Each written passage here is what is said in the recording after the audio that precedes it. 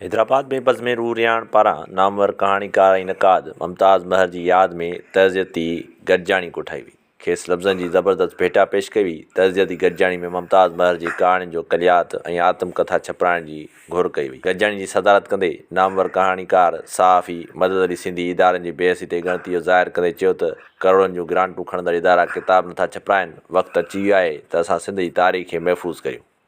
हुन नामवर कहाणीकार मुमताज़ महर जे फ़नी शख़्सियत ते ॻाल्हाईंदे चयो त मुमताज़ महर मूंखां सीनियर कहाणीकार हो। हुनजी कहाणियुनि में सिंधी समाज जो अक्स मौजूदु आहे। हिन ॿाहिराड़ी ऐं शहरी समाजी हालतुनि ते पंहिंजी कहाणियुनि खे फोकस बणायो। हुन चयो त आउं कोशिशि कंदुसि त मुमताज़ महर जी आत्मकथा जो किताब सक़ाफ़त खाते वारनि खां छपाइजे ऐं हिन जी कहाणी जे कलियात पिणु छपजणु घुरिजे। हुन चयो त बज़्म रूरियाण मुमताज़ महर खे यादि करे सुठो कमु कयो आहे। चस थो ॾियां वाहिद कांदरे खे ऐं सभिनी साथियुनि खे जिन हमीद सिंह जे नाले खे रोशन कयो आहे। जोगीअड़ा जान में नूरी नारी वरी जन बारी आउं जीअंदी उनरीअ बज़्म रूरियाण पारां अॼु 1 फेबरवरी 2026 ते कासिमाबाद बिज़नेस फोरम जे हिन हाल में नामवर नक़ाद कहाणीकार मोहतरम मुमताज़ महर जी यादि में तज़ियती गॾिजाणी थी रही आहे। अॼोकी गॾिजाणी जी सदारत मोहतरम मदद अली सिंधी साहब करे रहिया आहिनि। ख़ासि महिमान असांजा मानायत अदीब मोहतरम काज़ी ख़ादिम साहब ऐं ॿिया दोस्त साईं रुखसिंह साहब, साईं फ़हीम नूनारी साहब, सतार सरवई साहब ऐं कामरेड मंसूर कादर जूनेजो साहब, ॿिया दोस्त जेके हिन गॾिजाणीअ में शरीक थिया ऐं तव्हां सभिनी खे भलीकार चवां थो। दोस्तो मुमताज़ महर जे तारीफ़ त असांजे ज़हननि में हुयो, पर मूंखे हुनजो अहसासु उन वक़्तु थियो जॾहिं GSN हलचल जी तारीख़ जा तरतीब ॾिनमि पे पना ऐं किताब पे तरतीब ॾिनमि।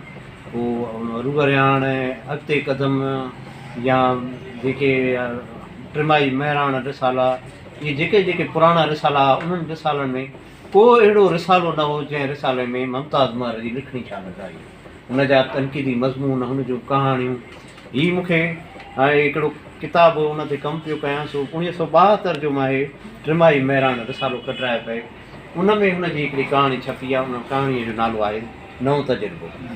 सो मुंहिंजे ख़्याल में इहा कहाणी हुनजी आउं पढ़ां। महिराण आहे इन अप्रैल मई ऐं जून जो 1972।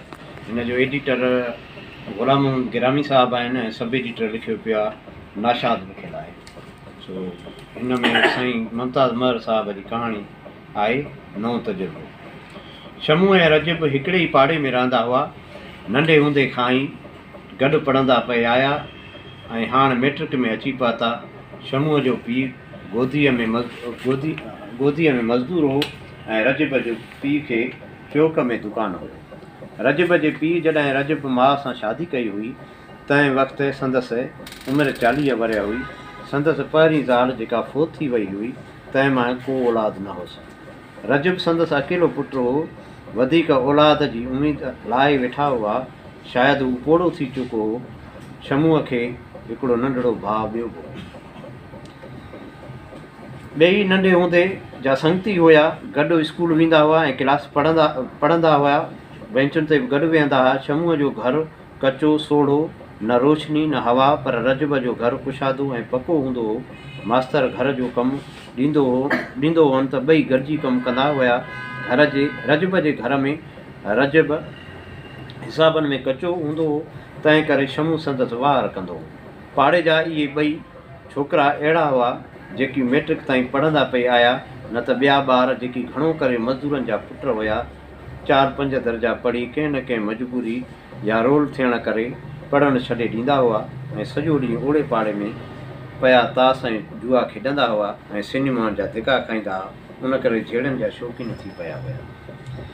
हिकिड़े ई पाड़े में रहंदे स्कूल वेंदड़ छोकिरा ऐं स्कूल न वेंदड़ छोकिरा हिक ॿिए खां बिल्कुलु धार त न थी सघिया। आख़िर साॻे तबिके जा त हुआ, पर कुझु वीछो ज़रूरु थी वेंदो आहे। ॿिया छोकिरा शमू रजब ते सड़ंदा बि हुआ, तंहिं करे तरह तरह जूं ॻाल्हियूं ठाहे खेनि बदनाम करण जी कोशिशि कंदा हुआ। उन ई ते शमूअ हिक ॿिनि छोकिरनि खे मार बि कढी हुई।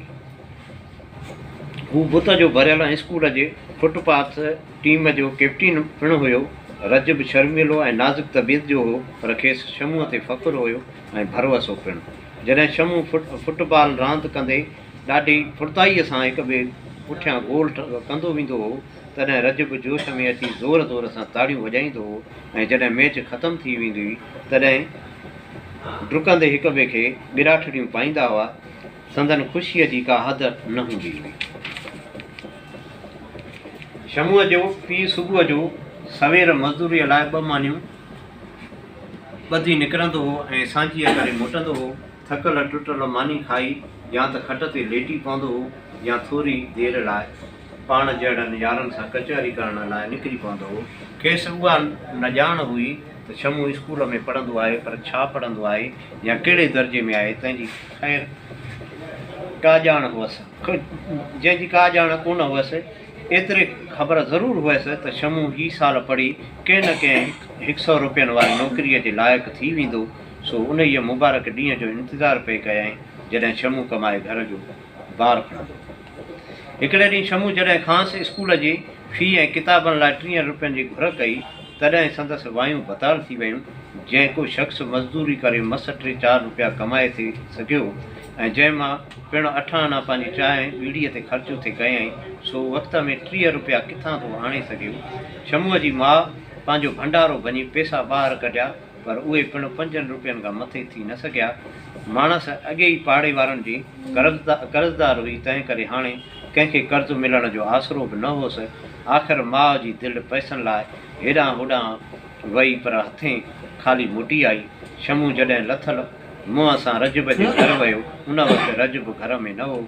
रजब जी माउ हूअं त सख़्तु तबियत जी हुई ऐं अमड़ ऐं अहिड़ी तहिड़ी रोल छोकिरीअ खे पंहिंजे घर अचणु कोन ॾींदी हुई, पर शमूअ खे पाण बि भाईंदी हुई। रजब शमूअ जी साराह जा ढुक भरींदे पंहिंजे घर में हिन जो मान मथे करे छॾींदो हो। छो छमन तुंहिंजो मुंहुं अॼु लथल आहे, चाक ताईं? रजब जी माउ शमूअ जी खाॾीअ ते हथु रखी पुछियो। हा मासी, ईअं ई थोरो मथे में सूरु अथमि। भला रजब केॾांहुं वियो? कम सां ॿाहिरि वियो आहे, वेह इजो आयो।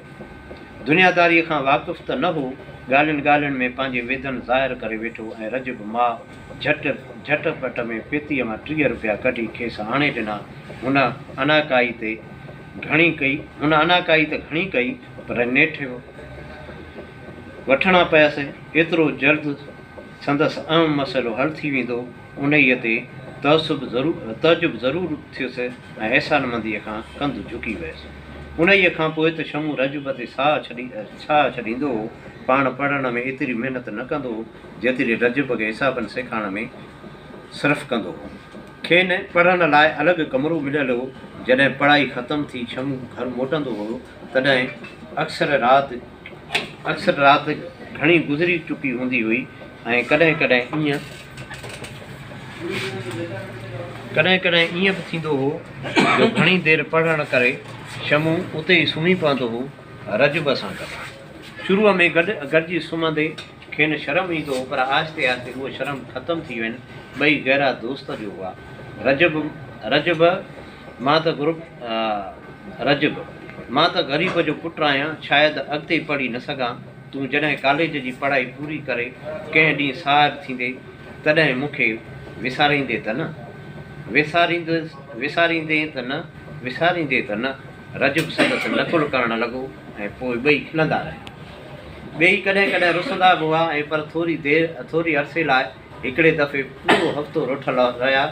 साॻियनि ई ॾींहंनि में मैट्रिक वारनि शागिर्दनि वाह जे कप ते पिकनिक कई हुई ऐं सभु वाह में वेझी रहिया हुआ। ॿई रुठल हुया, तंहिं करे हिक ॿिए सां न पई ॻाल्हायूं। वेझंदे हिकिड़े छोकिरे चर्चे में रजब खे वठी पोता ॾिना। रजब खे तरणु घटि ईंदो हो, सो ज़रे घटि ॿुॾणु लॻो।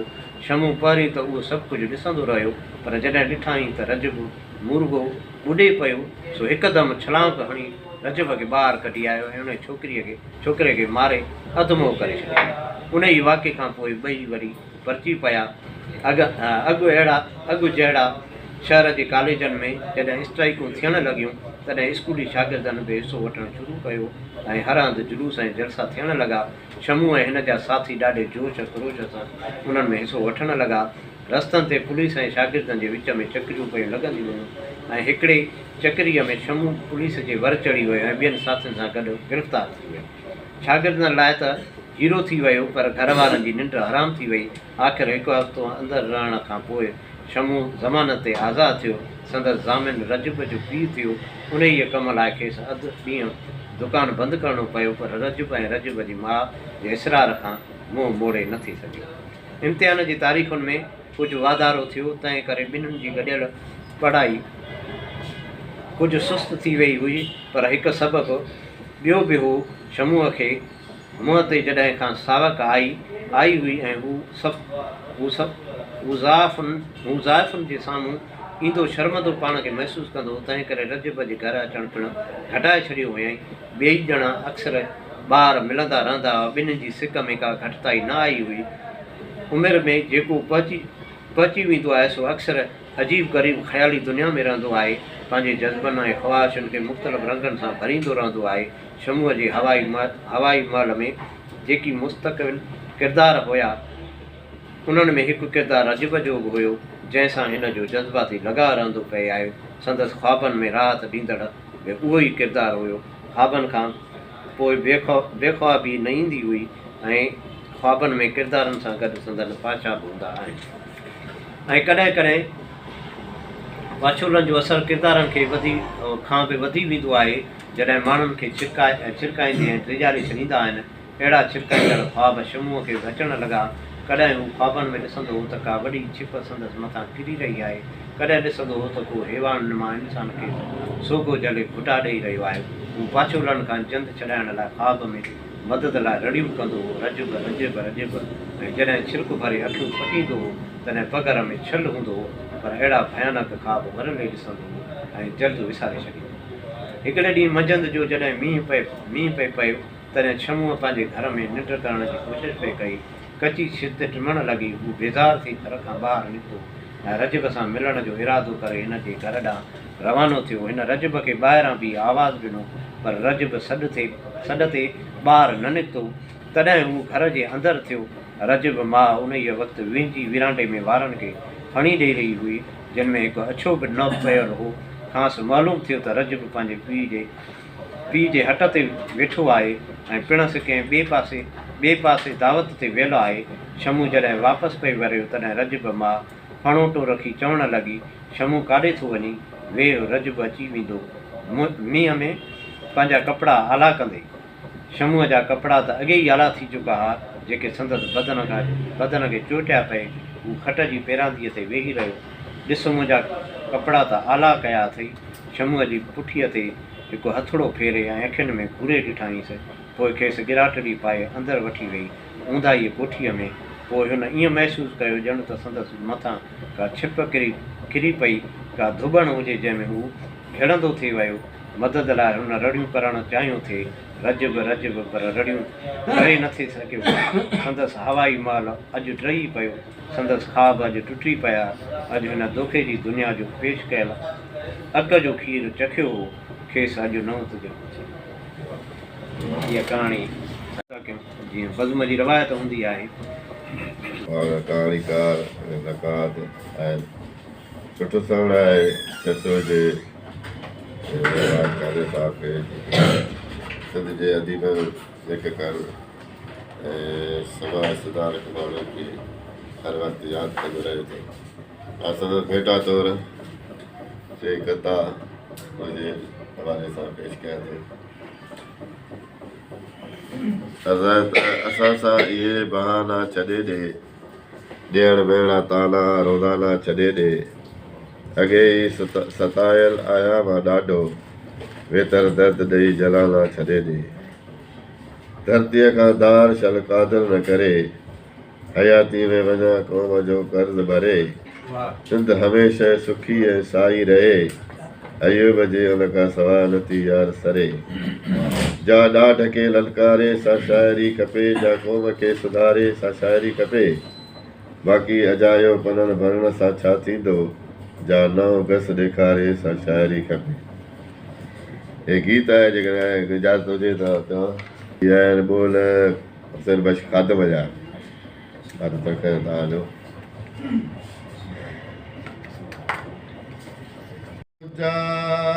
सुपरी तोसां कहिड़ी रीत मिला, मां पखी हुजा कंहिं बाग जो तुंहिंजे अङण ते ॿोलियां मां पाणी हुजां तूं प्यास हुजी तुंहिंजे रग रग में रलिजां मां सुरमो हुजां तूं सिंगार करी तुंहिंजे पिंबल मन जे पलजां जान बरी जला मुंहिंजी सारी ज़िंदगी सूरन में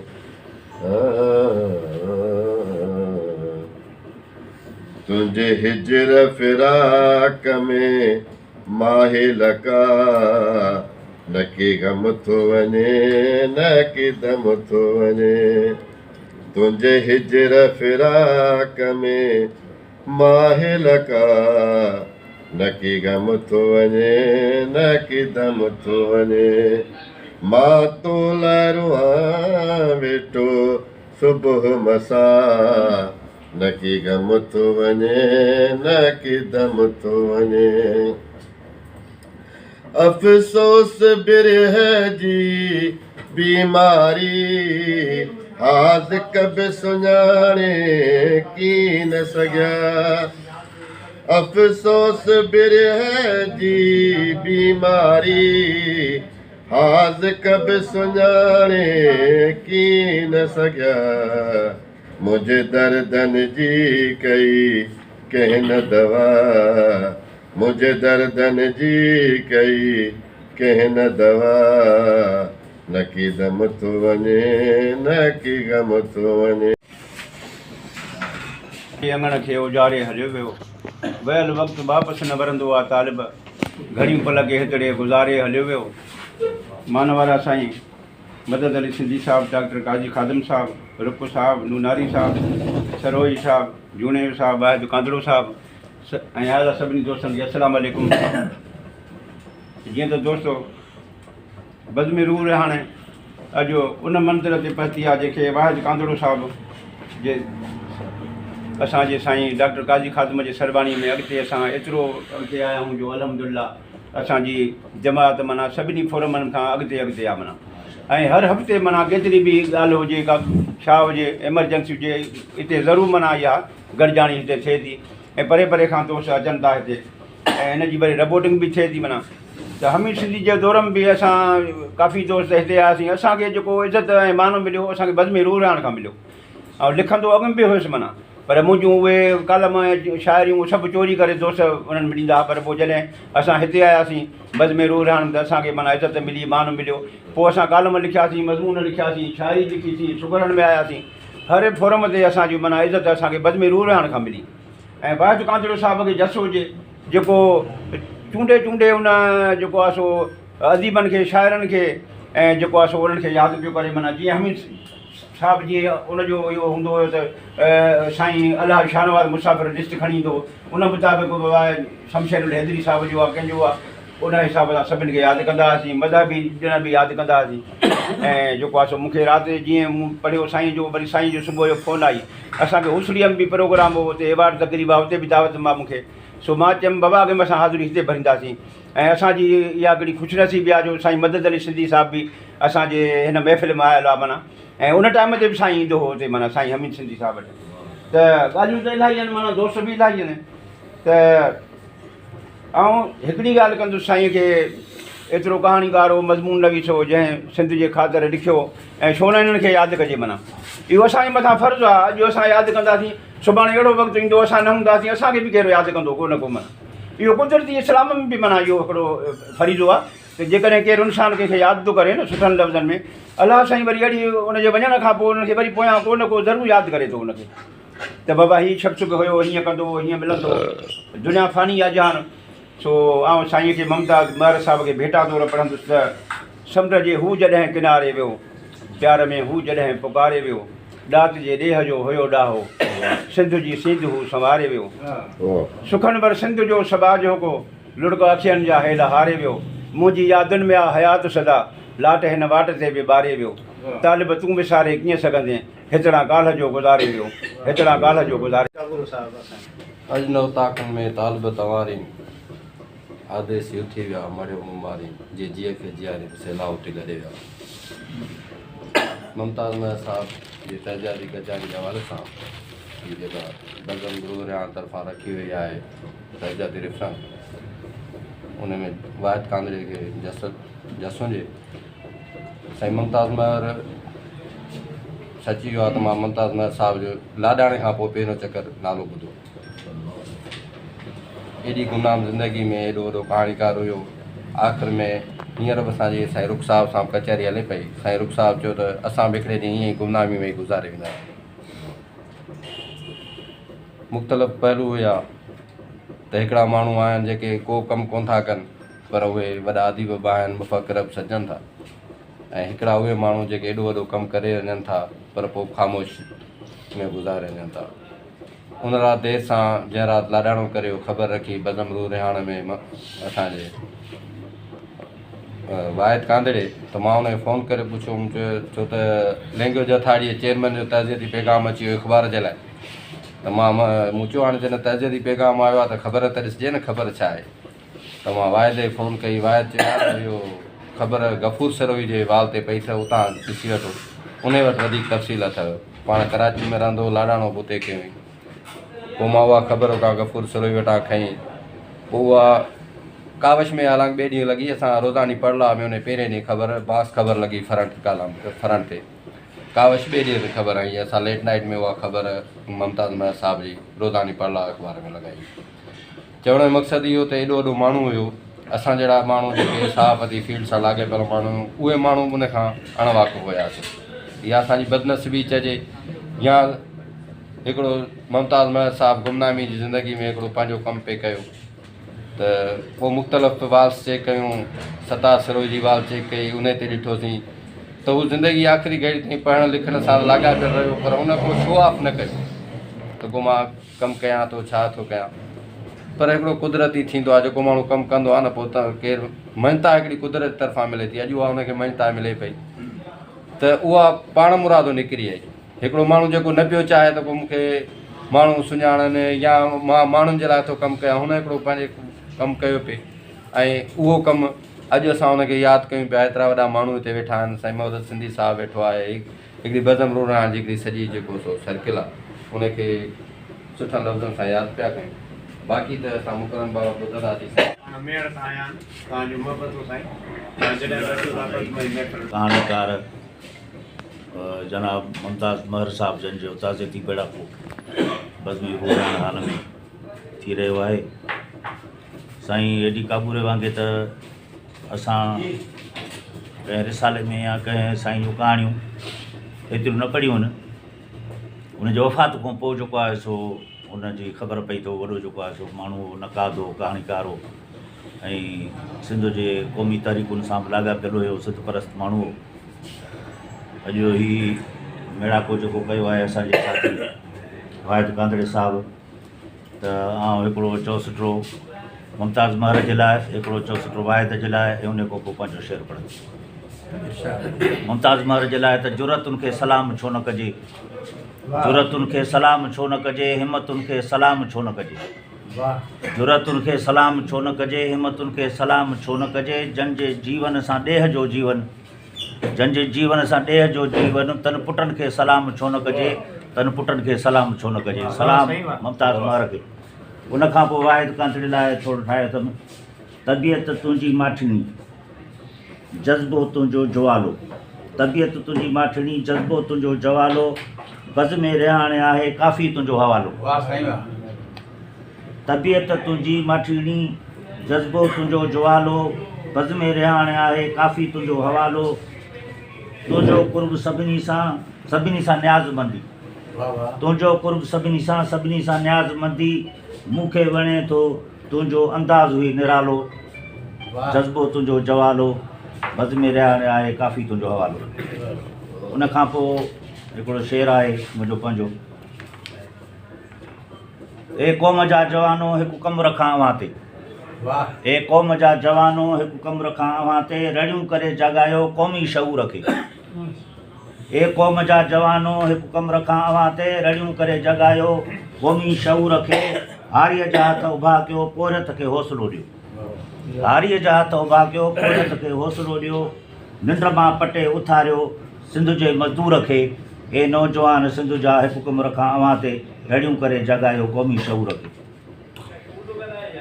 ॿियो मात हर मारीअ खे ज़ालिम जा हथ मरोड़ियो, ॿियो मात हर मारीअ खे ज़ालिम जा हथ मरोड़ियो, केरायो कोट कहरी बंदि कयो कलूर खे।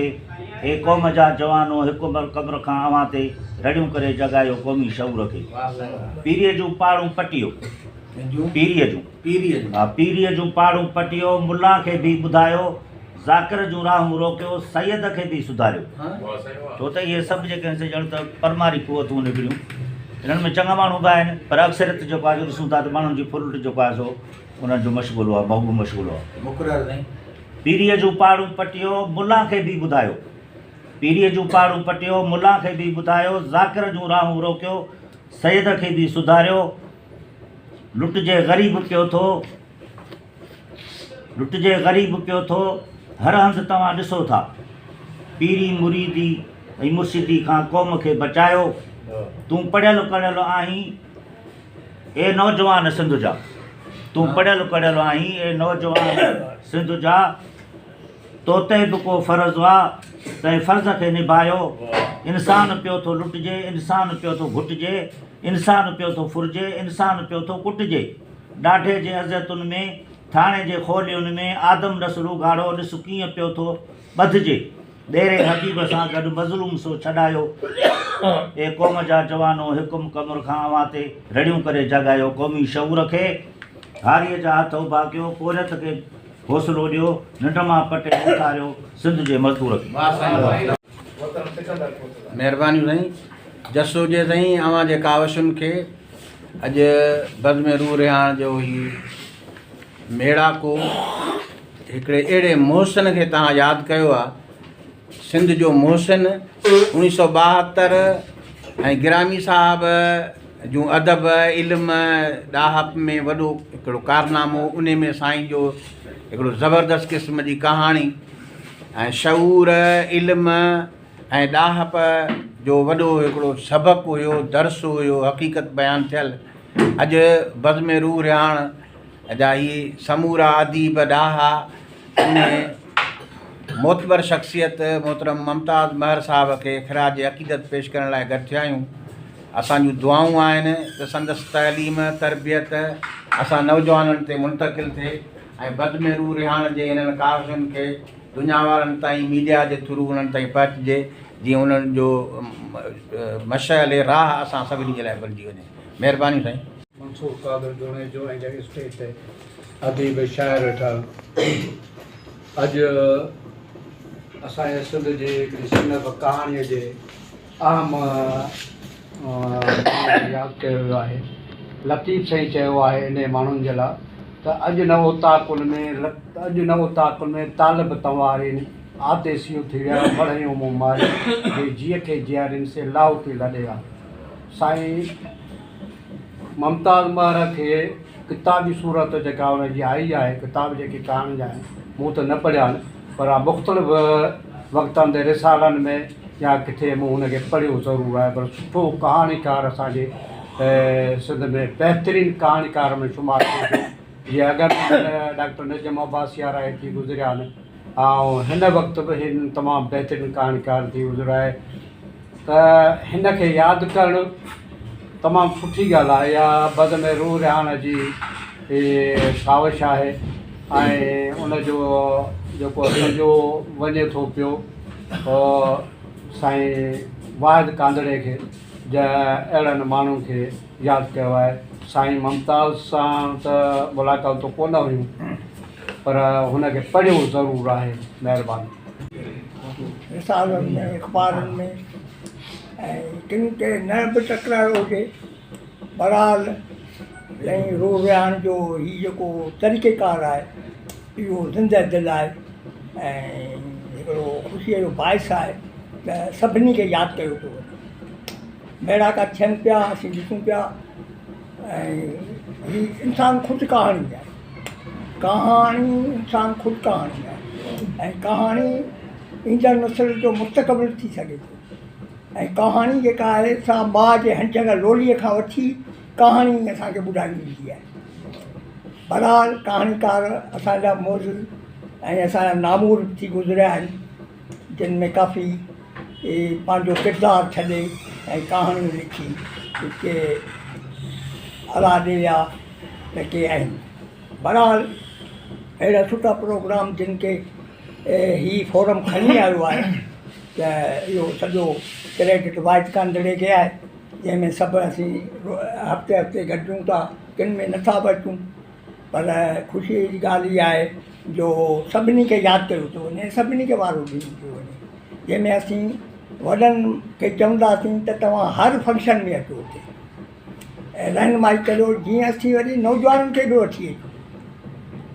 इहो हिकिड़ो सिलसिलो अहिड़ो शुरू करियूं जॾहिं तव्हां ईंदो सभई गॾिजी कहिड़े हर प्रोग्राम में अचो, तव्हां टाइम आहे, ॿियनि कमनि लाइ आहे टाइम। हिते अदबी मुलाक़ात थियनि था, शाइर अदीब ऐं सिंध चाहे थी त असीं गॾिजी को अहिड़ो लाहे अमल तयारु करियूं जंहिंमें नौजवाननि जी रहनुमाई थिए। ऐं हिननि जूं कहाणियूं मुमताज़ महर जूं तमामु सुलझल तरीक़े जूं हुयूं। असां सां मुलाक़ातूं थियूं कराची में, हाणे वञी 2-3 साल थींदा, रीगल चौक ते बीठो हूंदो, किताब पियो वठंदो ऐं अदीबनि शाइरनि त सॼो रीगल चौक उते अदीब शाइर हूंदा आहिनि, आचर जी संडे त उते असांजूं मुलाक़ातूं थियूं। वरी रफ़ीक सेंटर ते होटलनि ते थियूं, वाइट सुमरो हूंदो, ॿिया जेके बि दोस्त कहाणी एजाद कुरैशी ॿिया सभु इन्हनि तां असांजा वेझा तलकात हूंदा, पोइ सभु गॾिजानियूं कंदासीं, चांहियूं पीअंदासीं। पर साईं जुस्तजू में लॻो पियो हूंदो। साईं जी जेका पंहिंजी हैबिट हुई उहा हिकिड़ी निराली मां ॾिठी। ऐं साईं जे लाइ उस्ताद बुखारीअ जो मां बैत पढ़ंदुसि, छो किथे रुकजूं रफ़ीको, छो किथे रुकजूं रफ़ीको, इर्तिका कजे नथी, ज़िंदगी जी आरज़ू में जुस्तजू थकिजे नथी। साथियो संतरा ॿधी, साथियो संतरा ॿधी, हलंदा हलो वधंदा हलो, पाण छो बीह रहूं दुनिया जॾहिं बीहे नथी। असां तमामु सभिनी सां गॾु बि रहिया आहियूं, जंहिंमें असांजी सिंध तमामु हिकिड़ो सॼी दुनिया में मशहूरु आहे। जेके असांजा वॾा वेठा आहिनि उन्हनि खे बि ख़बर आहे, पर जुस्तजू कंदड़ किरदारु रखंदड़ माण्हू तमामु परे खां पधिरा हूंदा आहिनि। मुनाफ़िक़ ऐं ॿियनि तरीक़नि जा लालची मुफ़ाद परस्त उहे माण्हू पंहिंजी नोयत में पाण ख्वार ख़राबु थींदा आहिनि। ऐं असांजो हीउ जेको सिंध जो ख़ितो आहे उते मुफ़क़िर पैदा थिया आहिनि, शाइर पैदा थिया आहिनि, अदीब पैदा थिया आहिनि, सुहिणा सुहिणा माण्हू पैदा थिया आहिनि। ईअं त चवंदा सिंध खे ठाहे वठो, ठाहे वठो, ठाहे वठो, ईअं असीं चवंदासीं, पर उहे माण्हू केॾांहुं विया? माल कमाए वठो, माल कमाए वठो, माल कमाए वठो। बहरहाल तमामु डिघियूं ॻाल्हियूं आहिनि। ऐं तंहिंखां पोइ उस्ताद बुखारीअ जो ही चई, मां पंहिंजो वधीक टाइम कंहिं लाइ छॾिबो बि, जे झंग कंदो तंग त साड़े अचिबो, जे झंग कंदो तंग त साड़े अचिबो, हूंदो जे बयाबान त लताड़े अचिबो। ओ मंज़िल मक़सूद ई वाइदो आहे, आयो जे अॻियां उभ त फाड़े अचिबो, त जिगर शेर जो ॾारे अचिबो, हर देव ऐं राकाज़ खे मारे अचिबो।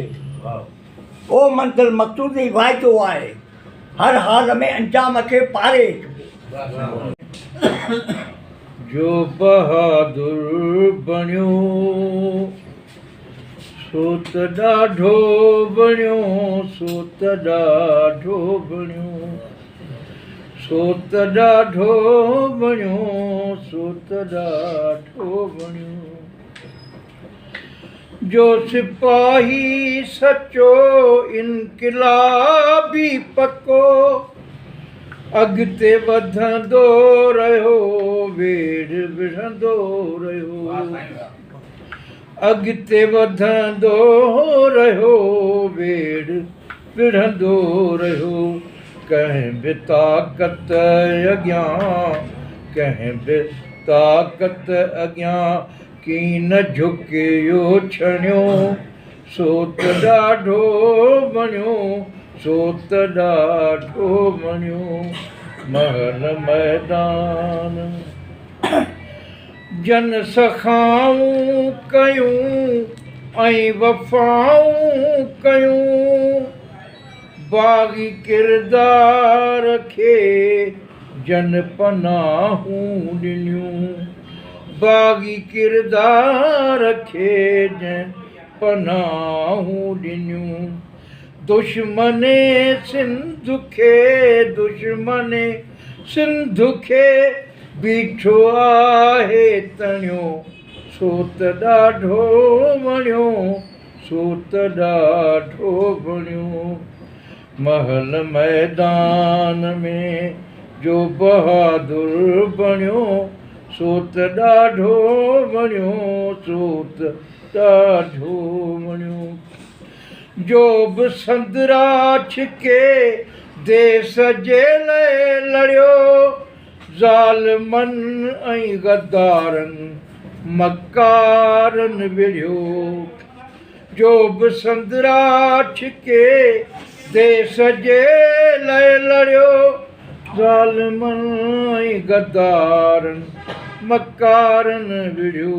सूरमियुनि माउरुनि, सूरमियुनि माउरुनि जो बि सूर्य ॼणियो, सो त ॾाढो वणियो, सो त ॾाढो वणियो।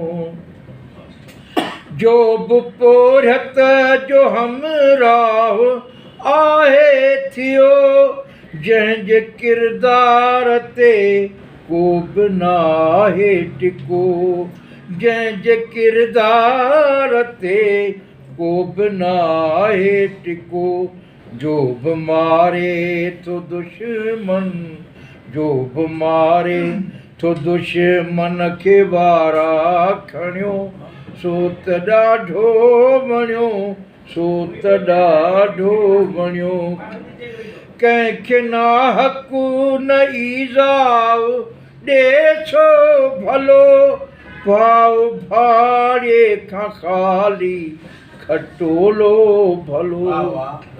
कंहिंखे नाहकु न ईज़ाउ ॾे छो भलो, भाउ भाड़े खां ख़ाली खटोलो भलो।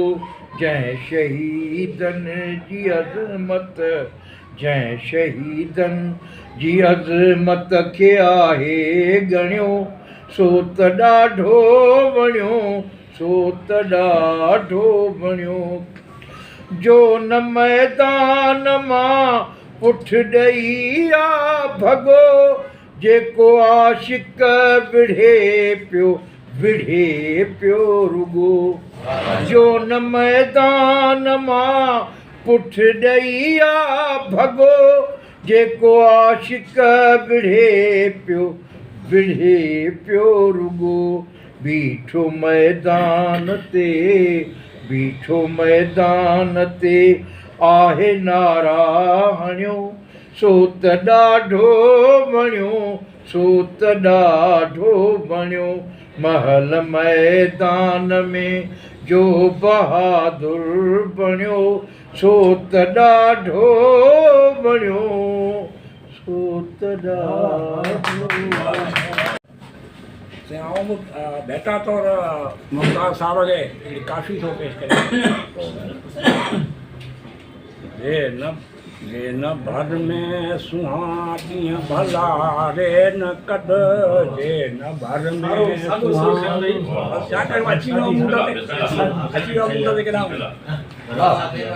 जे न भर में सुहा ॾींहं भला रे न कढ, पंहिंजे राज महल मां रुआरे न कढ, जे न घर में सुहा। तूं ईद विहां माणी खोड़ ख़ुशियूं, रोज़ राड़े सवा मूं खां राणियूं। पेई अर्ज़ करियां ॿधियो ॿाहूं ॾुसियूं, पेई अर्ज़ करियां ॿधियो ॿाहूं ॾुसियूं। मूंखे धर्म पति तूं धिकारे न कढजे न भर में सुहां तुंहिंजी नाया जानब मां जोड़ जुती मूंखे सम्झ खणी पंहिंजी कारी कुटी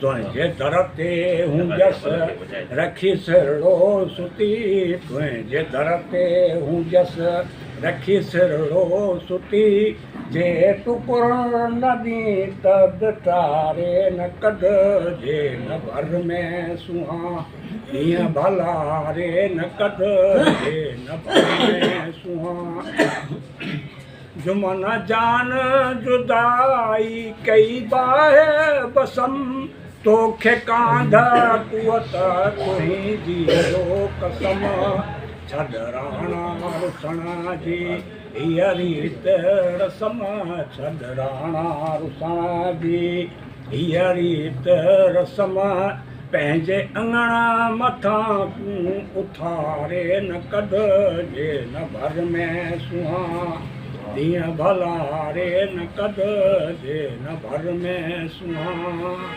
कहाणीकार नकाद मुमताज़ महर साहिब जे विछोड़े खां पोइ तहज़ीबी रेफरेंस में मौजूदु आहिनि मुमताज़ महर साहिब सिंधी अदब जो यगानो किरदारु हो ऐं 9 मार्च 1942 ईस्वीअ में सखर में जनमु वठंदड़ मुमताज़ महर 24 जनवरी 2026 में कराची में पंहिंजी ज़िंदगी जा फ़सा पूरा कया ऐं असां उन ख़ुशि नसीब माण्हुनि में शामिल आहियूं जो मुमताज़ महर जी आख़िरी रस्म में शरीक हुआसीं ऐं पंहिंजे हथनि सां मिटी बाहर करिया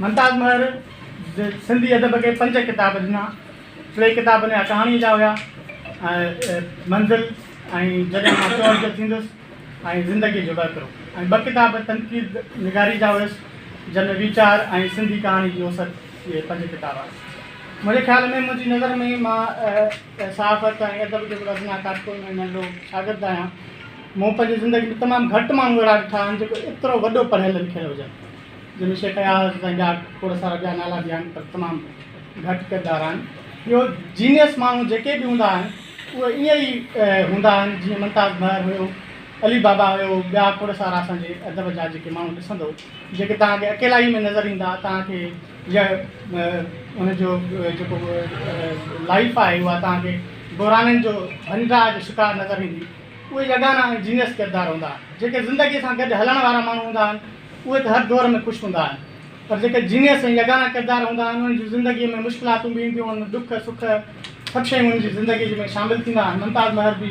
उन्हनि माण्हुनि मां शामिलु हुयो हुन तमामु घणो पढ़ियो ऐं तमामु घणो पढ़ण वारा माण्हू तमामु घटि लिखंदा आहिनि पर काराइको लिखंदा आहिनि ऐं उन्हनि जी लिखणियूं उन्हनि जी जेके तहरीरूं आहिनि अदब में जेको पुरियो आहे उहो यकीनन ॻाइण ऐं ॻाल्हाइण जेको हूंदो आहे मुमताज़ महर साहिब जी कुझु दोस्तनि चयो त गुमनामीअ में ज़िंदगी गुज़ारी यकीनन मुमताज़ साहिबु पंहिंजे दुनिया जो माण्हू हुयो पर गुमनाम उनखे मुंहिंजे मां पंहिंजी सम्झ मुताबिक़ मां उनखे चवंदो आहियां जो गुमनाम अदीब जेको न लिखंदो हुजे उनखे गुमनाम चऊं त ठीकु आहे पर जेको माण्हू पंहिंजे कुंड में कंहिं पासे में वेही पंहिंजो अदबी ऐं इल्मी पुरियो कंदो हुजे उनखे असां गुमनाम नथा थी सघूं छा करे हुनजो कलम कॾहिं बि गुमनाम न रहियो उहो ज़िंदगी जे आख़िरी घड़ियुनि ताईं लिखंदो रहियो ऐं आख़िर ताईं पढ़ंदो रहियो वफ़ात खां 2 ॾींहं अॻु में हुन 2 किताब पार्सल करे घुराया ज़िंदगी खां 2 ॾींहं अॻु में उहे पार्सल बि हुन कोन खोलियो त उहो गुज़ारे वियो ज़िंदगी वफ़ात खां 1 ॾींहुं अॻु में असांजा मारोट आहिनि उहे ॻाईंदा आहिनि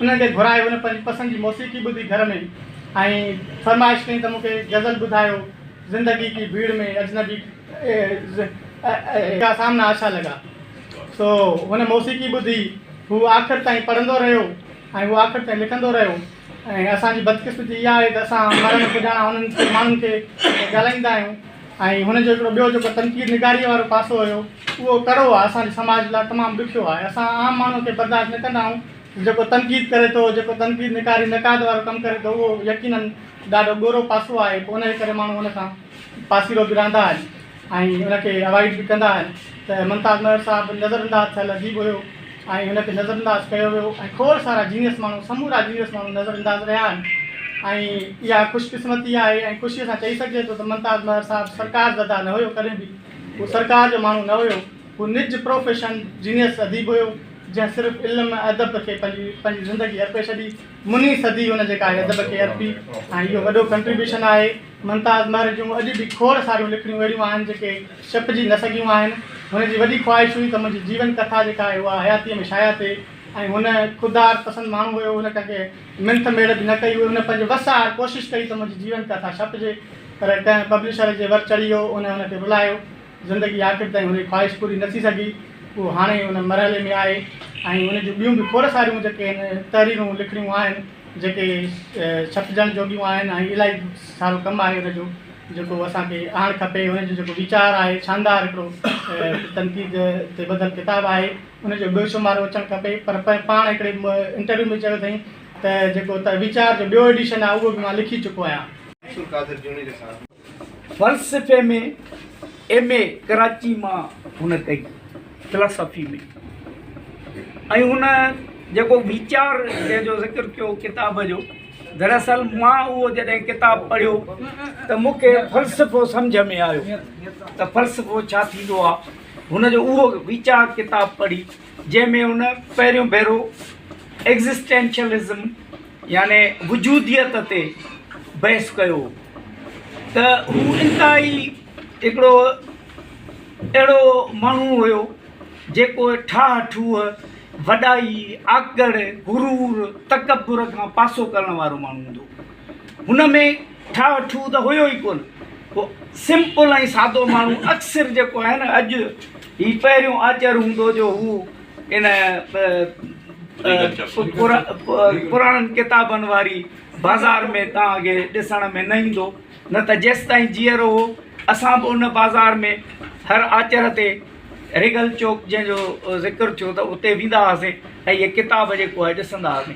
मां अक्सर हुन हिकु दफ़े मां हुनखे चयो साईं इहो फलाणो किताबु मूंखे खपे जेको वेस्टर्न फिलासफ़र्स जे लाइफ ते हुयो, त मां चयो साईं उहो मूंखे खपे। ऐं चई यार मूं वटि आहे, पर तूं अचु मुंहिंजे घर अचु, चांहि बि पी त उहो किताबु मां तोखे ॾियां, ऐं तोखे काफ़ी शयूं मां ॾींदुमि। पोइ हिकु दफ़े मां वियोमांसि लाहौर इहो मलीर जे पासे ॾे, उन वक़्तु उते फ्लैट वरिती हुई, मलीर स्टेशन जे बैक साइड ते हिकिड़ी फ्लैट हूंदी हुअसि। मां उते वियोमांसि, मूंखे भरी किताबनि जी ॿधी ॾिनई जंहिंमें रिसाला इहो काफ़ी शयूं हुयूं, पर उहो किताबु ॾियण वक़्तु मूंखे चई यार ॻाल्हि ॿुध, हीअ किताबु तोखे ॾेई ईअं थो सम्झां त मूंखे ॼण रोअण थो अचे, छो हिन किताब खे मूं सांढियो आहे एतिरो। मूंखे कंहिं दोस्त घुरियो, मूंखे हुनखे ॾियणो हुयो, को ऑफिसर दोस्त हो हुनखे, त पर हुन ॾिनो, मूंखे चई त यार हीअ तूं भली खणी वञ, पर मूंखे ईअं सम्झ त ॼण हिन किताब खां मोकिलाईंदे मूंखे ॼण रोअण थो अचे। त मां जंहिंखे 30-40 साल हिकु किताब खे सांढियो आहे, एॾो नाज़ुक मिज़ाज माण्हू हुयो, एॾो हिकिड़ो माना त हिकिड़ो इंतिहाई संजीदा रहंदो हो। असां चवंदा आहियूं हलो भला चांहि पीऊं हली, चई न। पोइ जंहिं ॾींहुं पैसा हूंदा चवंदो अॼु हली था चांहि पीऊं।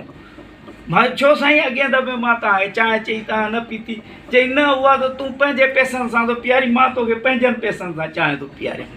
अहिड़े क़िस्म जो माण्हू, हुन में मां सम्झां थो त हुन वटि इल्मु ऐं हुन वटि ॾाहप ऐं जेके असां चऊं था न त दानिश्वर, हक़ीक़ी दानिश उन वटि मूं ॾिठी।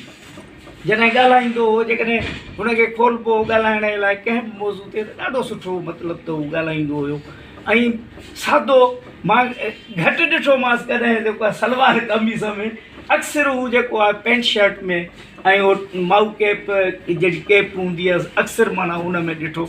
ऐं माना हिकिड़ो त ख़ुशपोश लॻंदो हो, भले सादगीअ वारी हुन वटि पोशाक हूंदी, पर पोइ बि ख़ुशपोश लॻंदो हो, ऐं तमामु हिकिड़ो तमामु ॾाहो इंसानु हो। मां असांखे उन ॾींहुं जॾहिं ॿुधोसीं ॾाढो अफ़सोस थियो त उहो अचानक असांखां विछड़ी वियो। अहिड़ा खोड़ किरदार आहिनि सिंध में, जीअं मां हिनखे चयो बज़मेरू रहण में पंहिंजे कांदड़े साहिब खे चयो त यार उन्हनि माण्हुनि खे बि असां यादि कयूं जिन माण्हुनि माण्हू पैदा कया सिंध में। असां उन्हनि खे यादि, तारिक अशरफ विसरी वियो आहे असांखां अलाए कहिड़ा कहिड़ा अहिड़ा किरदार विसरी विया आहिनि। मिसाल खोड़ अहिड़ा नाला अची सघनि था। नासिर मोराई साहब जहिड़ो माण्हू हूंदो, आख़िर में हिकिड़ी कैंटीन ते वञी बीठो, कैंटीन हलाई। अहिड़ा खोड़ माण्हू आहिनि। गूंगा मुलाइज़े माण्हुनि जे कुझु कीन सघियां, निहारींदा वियाम निमाणनि नेणनि से। इन्हनि निमाणनि नेणनि सां असां मुमताज़ महर साहिब खे आख़िरी सफ़र में अलविदा कयोसीं। ऐं मुमताज़ साहिब बिल्कुलु कयूं सर ॾाढी ज़बरदस्त ॻाल्हि करे आहे। पूरे मुमताज़ साहिब जी शख़्सियत खे हुन मुख़्तसिर वक़्त में बहितरीन नमूने सां एक्सप्लेन बि कयो अथई। हिकु जीनियस कहाणीकार, अदीब ऐं नक़ाद हो। हिकु अहिड़ो जीनियस जंहिंखे वक़्त सां हलणु न आयो। वक़्त जी हिकिड़ी रफ़्तार हुई, वक़्त जी अलॻि घुर्ज हुई, वक़्त जूं अलॻि तक़ाज़ा हुयूं। माण्हुनि खे राज़ी कीअं कजे, माण्हुनि खे ख़ुशि कीअं कजे, उहिदा कीअं माणजनि, ही अलॻि रफ़्तार हुई वक़्त जी, हू अलॻि रफ़्तार हुई वक़्त जी। सो मुमताज़ साहिबु हिकिड़ो मां सम्झंदो आहियां त मिसफिट कहाणीकार, मिसफिट अदीब हो, जेको वक़्त सां गॾोगॾु हली न सघियो। नतीजे में हुन 54-84 सालनि जी जेका उमिरि हुई, उहा घणी खां घणी अकेलाई में गुज़ारी। मुमताज़ साहिबु सिंधी अदब में उनजी जेका हैसियत आहे, उहा चोटीअ जी कहाणीकार वारी हैसियत आहे। ऐं वॾी ॻाल्हि हिन महफ़िल जी ख़ुशनसीबी इहा आहे त असां वटि साईं मदद अली सिंधी साहिबु, उनजो हमसर कहाणीकार, ऐं साईं काज़ी खादिम साहिबु, उहो बि संदसि हमसर कहाणीकार मौजूदु आहे। ऐं जदीदियत जो नुमाइंदा कहाणीकार हो। ऐं जदीदियत जा जेके बि कहाणीकार आहिनि, उन्हनि वजूद जे असरारनि ते कमु करण जी कोशिशि कई, लिखण जी कोशिशि कई। पंहिंजे अंदरूनी जेका भञ-ड्राह आहे, उन भञ-ड्राह खे, उन कैफ़ियतुनि खे हुन इज़हारियो आहे। छाकाणि त तमामु घणो पढ़ियलु हुयो ऐं आलमी अदब पढ़ियलु हो हुनजो तमामु घणो।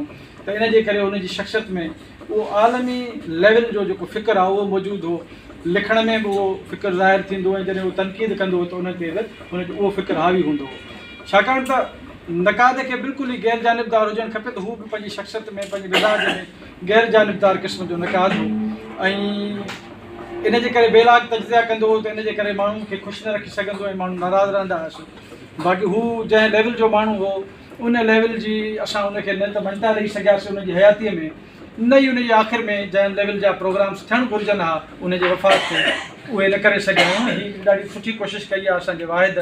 पर मुमताज़ साहिब जी लेवल जे माण्हूअ जे लाइ अञा वधीक वॾा प्रोग्राम थियणु घुरिजनि, उनखे वधीक ट्रिब्यूट पेश करणु घुरिजे, उन ते बाक़ाइदे प्रोफेशनल नक़ाद अची विया आहिनि।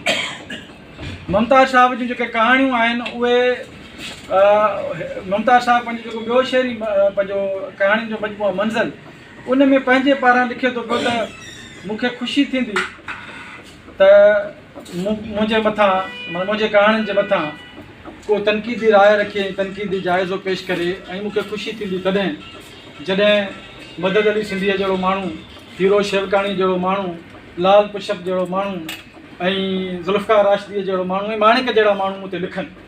छो त मदद साहिब खे, मुमताज़ साहिब खे ख़बर हुई त तनक़ीद ख़ुदि हिकिड़ो वॾो आर्ट आहे, ऐं हू सम्झंदो हो त जेको तख़लीकार आहे उहो ई सुठो नक़ाद थी सघे थो पियो, ऐं गैर तख़लीकार माण्हू उहो सुठो नक़ाद नथो थी सघे थो। हिकिड़े भेरे शमसुद्दीन उर्सानी साहिबु, डॉक्टर शमसुद्दीन उर्सानी, उन पंहिंजे PhD जे मक़ाले में मुमताज़ साहिब जे कहाणियुनि ते अहिड़ी शइ लिखी, ऐं आख़िर में मधियानो ॾेई छॾियईंसि उन ते। उहा ॾाढी उनजे मथां नागवार गुज़री, ऐं पोइ उहो तजुज़ो कयो आहे, किताब में लिखियो अथई। त बेसिकली इहो इन जे करे आहे जो ख़ुदि गैर तख़लीकार क़िस्म जो माण्हू जंहिंखे ख़बर न आहे त कहाणी आहे छा, त उहो लिखंदो कीअं। त इन जे करे हुन चयो पियो त मदद अली सिंधीअ जहिड़ो कदावर माण्हू जेको ख़ुदि तख़लीकार आहे, उहो लिखे हुनजे मथां, त उनखे ख़ुशी थी। सो मुमताज़ साहिबु बेसिकली बुनियादी तौर ते आख़िरी उमिरि ताईं पढ़ंदो रहियो। कई मां ॻाल्हि सही कई त 84 सालनि जी उमिरि में मुसलसिल हू किताब पढ़ंदो रहियो। अंग्रेज़ी किताब घणा पढ़ियईं, ऐं हर हफ़्ते वेंदो हो, किताब वठी ईंदो हो, ऐं उहे किताब पढ़ंदो हो, ऐं लिखंदो बि हुयो। पर लिखण जी हुनजी रफ़्तार तमामु घटि थी वई, छाकाणि त आख़िर में बीमार बि रहणु लॻो, अकलाई बि हुनखे खाइणु लॻी। त हू पढ़ंदो हो। मां हुन खां हिकिड़े भेरे पुछा कई, मां आख़िर में 2019 में हुनजो इंटरव्यू कयो, जेको काविश में बि छपियो। उन में पुछियो मां, साईं का आख़िरी ख़्वाहिश तव्हांजी जेका पूरी न थी सघी? त हुन शेर चयो त हज़ारों ख़्वाहिशें ऐसी की हर ख़्वाहिश कम निकिरे। उन में घणी शयूं आहिनि, ऐं हुन इहो इतराफ़ कयो त मूंखे जेतिरो लिखणु घुरिजे आहे उहो वाक़ई बि मां न लिखी सघियो आहियां, पर मां पढ़ियो तमामु घणो आहे। सो साईं मदद अली सिंधीअ वारा साईं ॿिया आहिनि, उन ज़रूरु ॻाल्हाईंदा। ऐं आख़िर में हुन किताब वफ़ात खां 2 ॾींहं अॻु में किताब ऑर्डर कया, गुलिस्तान सअदी ऐं बोस्तान सअदी। हुनजी ख़्वाहिश त मां इहे 2 किताब पढ़ां। पर उहो आख़िरी में दम जी बीमारी जे करे हुनखे अटैक थियो ऐं पोइ हू गुज़ारे वियो। पर बहरहाल किताब हुनजे वफ़ात खां ॿिए ॾींहं ते पोइ खोलिया विया। ॿी अहम ॻाल्हि मां कंदो हलां त मुमताज़ साहब जे कमरे में हज़ारे किताब मौजूदु आहे, हुनजी वफ़ात खां अॻु बि मौजूदु आहे ऐं हींअर बि मौजूदु आहिनि। हू पंहिंजी वसियत करे वियो आहे त हीअ किताब उन ई रीगल चौक जे दुकानदार जे हवाले कया वञनि ऐं मुफ़्त में हवाले कया वञनि ऐं जंहिंखां मां वठंदुसि किताब। त इन जे करे उन्हनि जा किताब पैक करे मुंहिंजो ख़्यालु आहे कल्ह या अॼु उहो उन दुकानदार जे हवाले कया वेंदा। ऐं मां सम्झां थो मुमताज़ साहिबु अहिड़े लेवल जो माण्हू आहे, उन जे नाले सां कुझु इदारा या कार्नर्स ठहणु खपनि लाइब्रेरीज़ में ऐं उन जे किताबनि खे नए सिर सां वरी हिकिड़े कुलियाती सूरत में साईं मदद अली सिंधी साहिबु वेठो आहे जंहिं सर्किल में साईं आहे, यकीनन ही हेल्प बि करे सघे थो। ही पाण ज़बरदस्त क़िस्म जो इनिशिएट वठी मुमताज़ साहिब जा जेके किताब आहिनि हिकिड़े कुलियाती सूरत में आणे सघजनि था, हिकिड़े वॾे माण्हू खे घटि में घटि हयाती में न पर उनजे वञण खां पोइ असां हिन क़िस्म जो ट्रिब्यूट पेश करे सघूं था। मुंहिंजो ख़्यालु आहे त मां एतिरो ॻाल्हाईंदुसि, हुन खां पोइ असांजा ॿिया अदीब आहिनि। त सुबुह जो तव्हां अचो मुमताज़ महर साहिब जो रेफरेंस आहे। मां वाहिद खे चयो त अचिबो ई मुमताज़ साहिब जे करे, न त असां 12-1 बजे त राति मच कचहरी मां निकितासीं। मां काफ़ी देर उनसां मुलाक़ात कई। डॉक्टर शमस उमरे जी मार्फत। डॉक्टर शमस उमरो मुंहिंजो भाउ, चंडला खां दोस्त हुआसीं। सिंधी अदब जो वॾो नालो, सिंधी अदबी संघ जो सेक्रेटरी बि रहियो। ली मार्केट में उनजी हॉस्पिटल हूंदी। मुमताज़ उते ईंदो, कचहरियूं असां कंदा। मुमताज़ महर साहिब जो सफ़र सखर मां शुरू थियो। हिकु पुलिस अमलदार जो पुटु हो ऐं चवनि था त हुनजे वालिद साहिब जी तबियत में बि ईअं सख़्ती हुई, हिन जी जेकी तबियत हुई। मिज़ाजनि मुमताज़ महर साहिबु बुनियादी तरह हुनजो स्कूल ऑफ थाट जेको हो, मां नथो चवां त मुमताज़ साहिबु को हिन समाज खां कटियल हो या धार हो, कतई तौर कोन हो, पर हू पंहिंजे स्कूल ऑफ थाट जेको हुनजो मार्क्सिज़म हो, उन नुक़्ते नज़र ते उन पेर ते जनम खां बीठो आख़िर ताईं मुस्तहकम बीठो रहियो। ऐं नक़ाद जी सूरत में हुन सिंधी अदब खे, अंग्रेज़ी अदब खे, फ्रेंच अदब खे पढ़ियो ऐं दुनिया जे ॿिए अदब खे पढ़ियो। मिज़ाजनि माना खैरे हुजण सां गॾो गॾु नक़ाद हो, तंहिंजे करे हू बेदर्दी सां कुहाड़ी वावलो ऐं रंदो खणी हर कहाणीकार शाइर ऐं जेको लिखको उन ते तनक़ीद कंदो हो। ऐं उन दौर जा नक़ाद कहिड़ा, मोहम्मद सिर्फ़ कहिड़ा, रसूल बख्श अली जो हिकिड़ो जेको जमायती आहे नालो विकिरियो वञे थो, जंहिं शेख अयाज़ जे लाइ बि लिखियो। ॿियो को नक़ाद त अॼुकल्ह जामी लिखिजे थो ऐं जामी बि हाणे पंहिंजो जेको मज़मून शाये कयो, उन सां बि उनजी ख़त किताबत ऐं गुफ़्त शुनीद हुई। सो हुनजो पेर समाज अंदरि हो ऐं मिसफिट में आउं नथो चवां, जीनस मिसफिट कोन हूंदा आहिनि। जीनस पंहिंजे रस्ते ते हलंदा, पंहिंजे पंध ते हलंदा। हुनजो पंधु अणखुट आहे, पंधु रुॻो पेरनि जो थोरो थींदो आहे। पंधु शऊर जो आहे, सोच जो आहे, ख़्यालनि जो आहे, ख़्वाबनि जो आहे। ऐं काश तूं इहो ॼाणी हा त आज़ादु हवा छा थींदी आहे। शाइर जी हिकिड़ी सिट त तव्हां ॾिसो, हुनजो ख़्यालु, हुनजो तसवुरु त ॾिसो। आज़ादी जा हुनजा उधमा लश्कर फ़ौजनि जा हुन सां गॾु आहिनि। त मुमताज़ महर कॾहिं अकेलो न हो। मुमताज़ महर हिन समाज जो हिसो हो। मुमताज़ महर नक़ाद हो, मुमताज़ महर मुक़रर हो, मुमताज़ महर गुफ़्त शुनीद खे जारी रखियो। आख़िर मुमताज़ महर जूं कहाणियूं समाज मां खयल मौज़ू आहिनि। तव्हां हिकु हिकु मौज़ू खणो, तव्हांजे किताब जो नालो वरितो, 5 किताब हुन असांखे ॾिना तोहफ़ो सिंधी अदब खे। त मुमताज़ महर ज़िंदा आहे ऐं ज़िंदा रहंदो। हू नक़ाद हो ऐं तारीख़ जा नक़ाद हुन ते वधीक जॾहिं कलम खणंदा उहो वधीक निरो आहे। बाक़ी मिज़ाज माण्हुनि जा मुख़्तलिफ़ थींदा। तंहिंजे करे मुमताज़ महर लाइ कतई तौर ते असांजो इहो ख़्यालु न आहे त मुमताज़ महर खे सिंधी अदब विसारियो आहे। हीअ छा आहे, हीअ जेका महफ़िल आहे, जेके तव्हां 20 माण्हू वेठा आहियो, 30 वेठा आहियो, त मुमताज़ महर जी असां रेफरेंस तौर ते उनखे यादि करियूं था। ऐं अॻियां असां बि रेफरेंस रखियो आहे जाम शोरे मां सरदार फिरोज़ सां ॻाल्हि कयां पियो, उन में बि ॻाल्हियूं थींदियूं ऐं उन ते पंहिंजा हमअसर दौर जा जेके अदीब आहिनि उहे बि लिखंदा। ऐं मुमताज़ महर मार्क्सिज्म जो बुनियादी तरह मुबलिग हो ऐं तंहिंजे करे हुन समाज खे अहिड़ो अॾणु चाहियो जंहिंमें हर माण्हू, हर मज़दूर, हर हारी, औरत ऐं इंसान आज़ादु हुजे। ऐं असीं सभु पाण असांजा ख़्वाब इहे आहिनि त हीउ मुआशिरो आज़ादु मुआशिरो हुजे जंहिंमें ॿार, औरत, मज़दूर, हारी, साफ़ी, दानिशर उहे सभु सुख ऐं सलामती माणनि ऐं सिंध जो मुआशिरो अहिड़ो बहितर थिए जीअं यूरोप जा मुआशिरा, जर्मन मुआशिरो आहे, ब्रिटिश मुआशिरो आहे, यूरोप जे ॿियनि मुल्कनि जा मुआशिरा आहिनि। त उहो असांजो पंधु उहो आहे ऐं ज़रूरु असां मुमताज़ महर जा जेके ख़्वाब आहिनि उहे मंज़िल माणींदा। ओड़ी कायाऊं तुझूं लिखनि लख हज़ार, जीउ सभु कंहिं जीउसीं दर्शन धारों धार, प्रेम तुझा पार, कहिड़ा चई कहिड़ा चऊं जीअ से। महिरबानी साईं।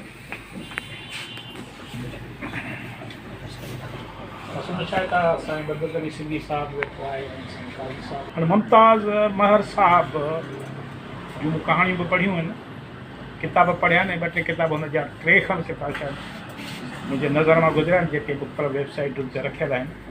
ऐं कोशिशि त इहा थियणु घुरिजे त हुनजो जेको बि लिखत में मवादु मौजूदु आहे उहो जेसि ताईं छपिजे या नथो छपिजे उहा अलॻि ॻाल्हि आहे, पर उहो घटि में घटि जेके दुनिया जूं मुख़्तलिफ़ वेबसाइटूं आहिनि उन्हनि ते उहो महफ़ूज़ कयो वञे, सदाईं लाइ महफ़ूज़ थी वेंदो।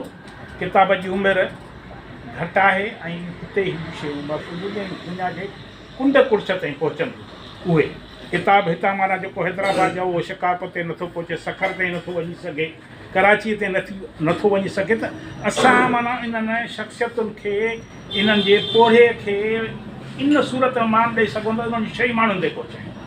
हुननि जो फ़िक्र, हुननि जो फ़लसफ़ो, हुननि छाजे लाइ लिखियो, हुननि जो मक़सदु छा हो, माना अदब, हुन जूं कहाणियूं, हुन जो जेको तनक़ीद जो जेको मयार हो, उन जो मक़सदु इहो हो त माण्हुनि जी रहनुमाई कजे, माण्हुनि खे रस्तो ॾिसिजे ऐं माण्हुनि खे माना जीनियस माण्हुनि जो कमु इहो हूंदो आहे त माण्हुनि खे चिच खां वठी रस्तो ॾिसनि ऐं हू हुन में कामयाबु थियो। तमामु असां वटि पाकिस्तान में जेकॾहिं हिकिड़ो अदबी जेको हवाले सां सिंध तमामु घणी अॻिते आहे, ॿियनि सूबनि, ॿियनि ॿोलियुनि खां वधीक अॻिते आहे। असां वटि तमामु घणा अहिड़ा माण्हू आहिनि जिन समाज में हिकिड़ो माना समाज जे सुजाॻीअ में समाज खे तकलीफ़ पसंदि राह जे हवाले सां राह ते वठी हलण में वॾो किरदारु अदा कयो आहे। हाणे असां वटि वॾियूं शख़्सियतूं ऐं ज़िंदा शख़्सियतूं असां सां गॾु मौजूदु आहिनि। मदद अली सिंधी साहिब जो पंहिंजो किरदारु आहे, साईं काजी साहिब जो पंहिंजो किरदारु, त हिननि माण्हुनि उहो सॼो दौरु ॾिठो आहे जंहिंजी असांखे ख़बर न आहे या असां उन ताईं मतिलबु उहो तज़ियो हुन दौर जो नथा करे सघूं जेके ही माण्हू करे सघनि। त उहे माण्हू ॻाल्हाइनि कॾहिं ऐं उहे माण्हू जेका राय क़ाइमु कंदा उहा असांजी माना रहनुमाई कंदी, ताकी असां वेही चऊं त सही हीअं कंदो, अहिड़ा कपिड़ा पाईंदो, अहिड़ो अलॻि, पर असुलु शइ हुननि जी जेको असुलु लिखत में जेको शइ ॾेई विया आहिनि उहा महफ़ूज़ थिए, उहा असांजे समाज जी रहनुमाई कंदी। ऐं तमामु सुठो लिखियो अथई, मूं पढ़ियो आहे, राति बि मूं हुनजा 3 किताब हुया, उन्हनि खे मां पढ़ियो त हुन माण्हूअ समाज में हिकिड़ो किरदारु अदा कयो, माना अदब जो समाजी कार्य, अदब जो समाजी कार्य हुजे। जेसि ताईं अदब जेको समाजी कार्य न आहे, अवाम दोस्त किरदारु अदब जो न आहे, माण्हुनि खे कुझु माण्हुनि जी रहनुमाई थो करे ऐं समाज जी अकासी। हाणे हीअ कहाणी जेका हिन पढ़ी वाहिद कांदड़े साहिबु, समाज जी अकासी आहे, ईअं थिए पियो, पर इहा मतिलबु त कंहिं कंहिं माण्हूअ खे इहा हिमत ऐं हौसलो थींदो आहे जो समाज जो आईनो पेश करे ॾेखारे, असांखे ॾेखारे त समाज जा। ऐं इहा का वॾी ॻाल्हि कान्हे, इहो जिते किथे थिए पियो, मतिलबु असां शर्मसार थियण जी का ज़रूरत कान्हे। समाजनि में ऊणायूं कचायूं सभु हूंदियूं आहिनि, पर अदीबनि जो, लेखकनि जो, सान्या वदनि जो कमु इहो आहे त असांजी हू रहनुमाई कनि, असांखे सही रस्तो ॾिसनि। तो मां सम्झां थो त असांखे काजी साहिब खां ऐं मदद अली सिंधी साहिब खां ॿुधणु घुरिजे। अवांजी वॾी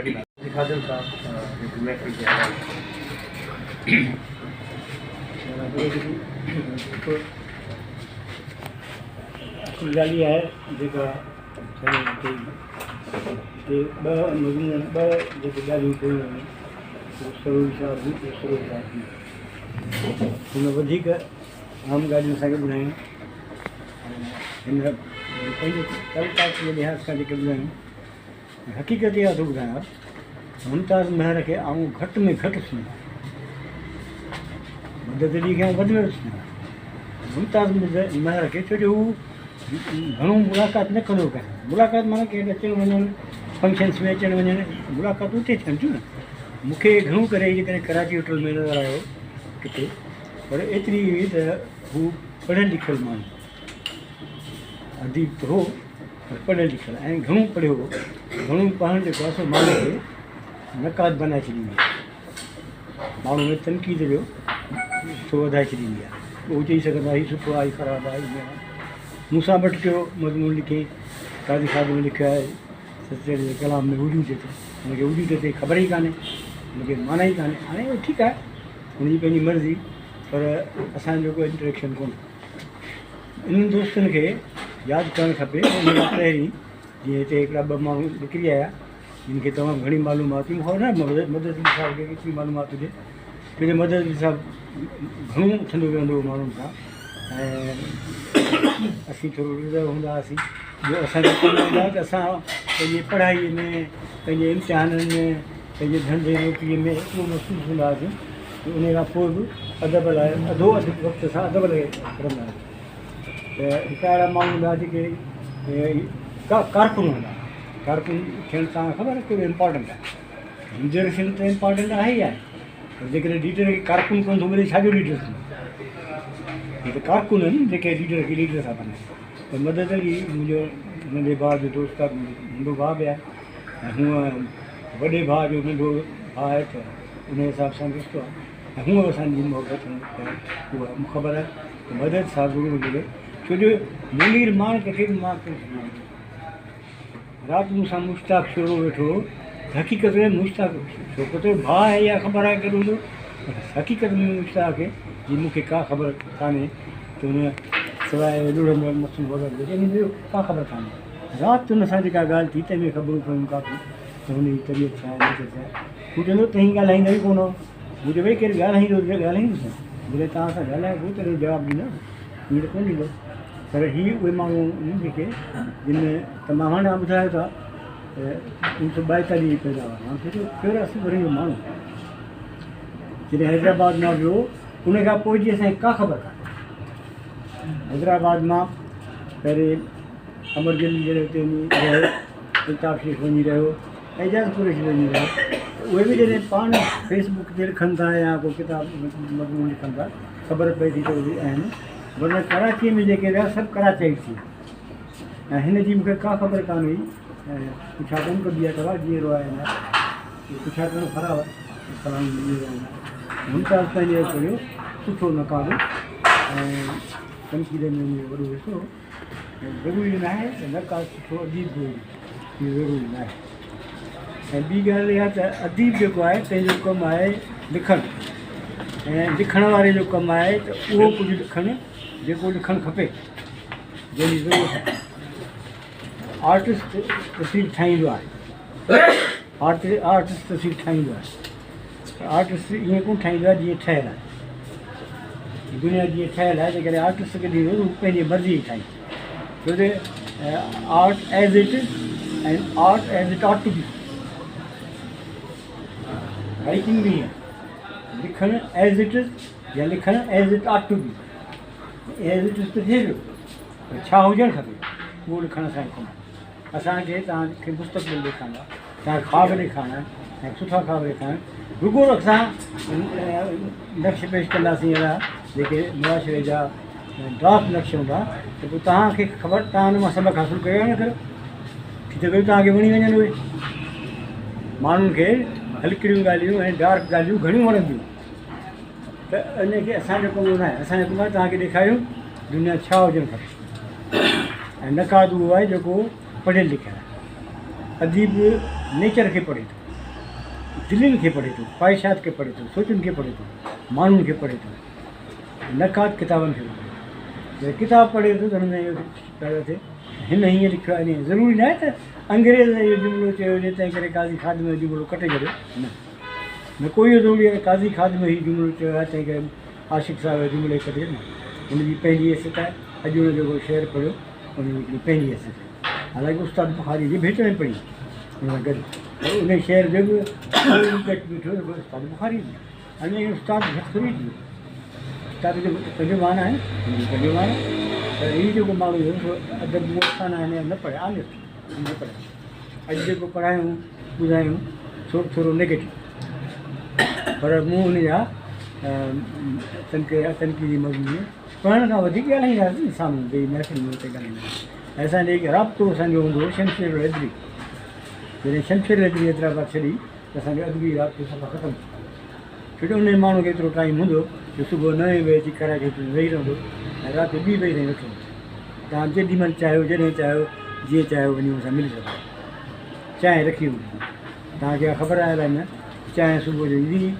पोइ जेकॾहिं काज़ी खादम पहुची वियो त इमाम दीन पानी ला उहो वरी किथे पाणी खणी ईंदी चांहि वरी अची वियो मदद अली सिंधी इमाम दीन दूध ला अची वियो दूध अची वियो साईं त वेह राति में इमाम दीन शकर ला उहा हिकिड़ी चांहि वेही रहंदी राति 2 बजे थींदी असांखे ख़बर आहे इमाम दीन खे ख़बर आहे होटल जे मालिक खे ख़बर हू चवंदो त इन माण्हू खे राइटर्स जेके आहिनि हिननि खे तंग न करियो बसि हिननि खे हलणु ॾियो हीअ त इहे सूं आहिनि एतिरे गदिलियूं राति जो पाण बची वेंदो 12 बजे खां पोइ 1-2 बजे ताईं वेही जॾहिं होटल बंदि थी जेकी बचंदो खाधो साफ़ु यानी ओभारियो न पोइ सभु साम्हूं अची वियो मैच सभु खाई था जेके वेठा हूंदा हुन त अदीब जेको आहे सो उहो इंसान खे पढ़े थो शाइर इंसान खे पढ़े थो फितरत खे पढ़े थो सोचुनि खे पढ़े थो किताब पढ़णु खपनि ॿियनि माण्हुनि जी सोच पढ़णु खपेसि वेल रेड अदीब वधीक सुठो हूंदो आहे वेल रेड शाइर वधीक सुठो हूंदो आहे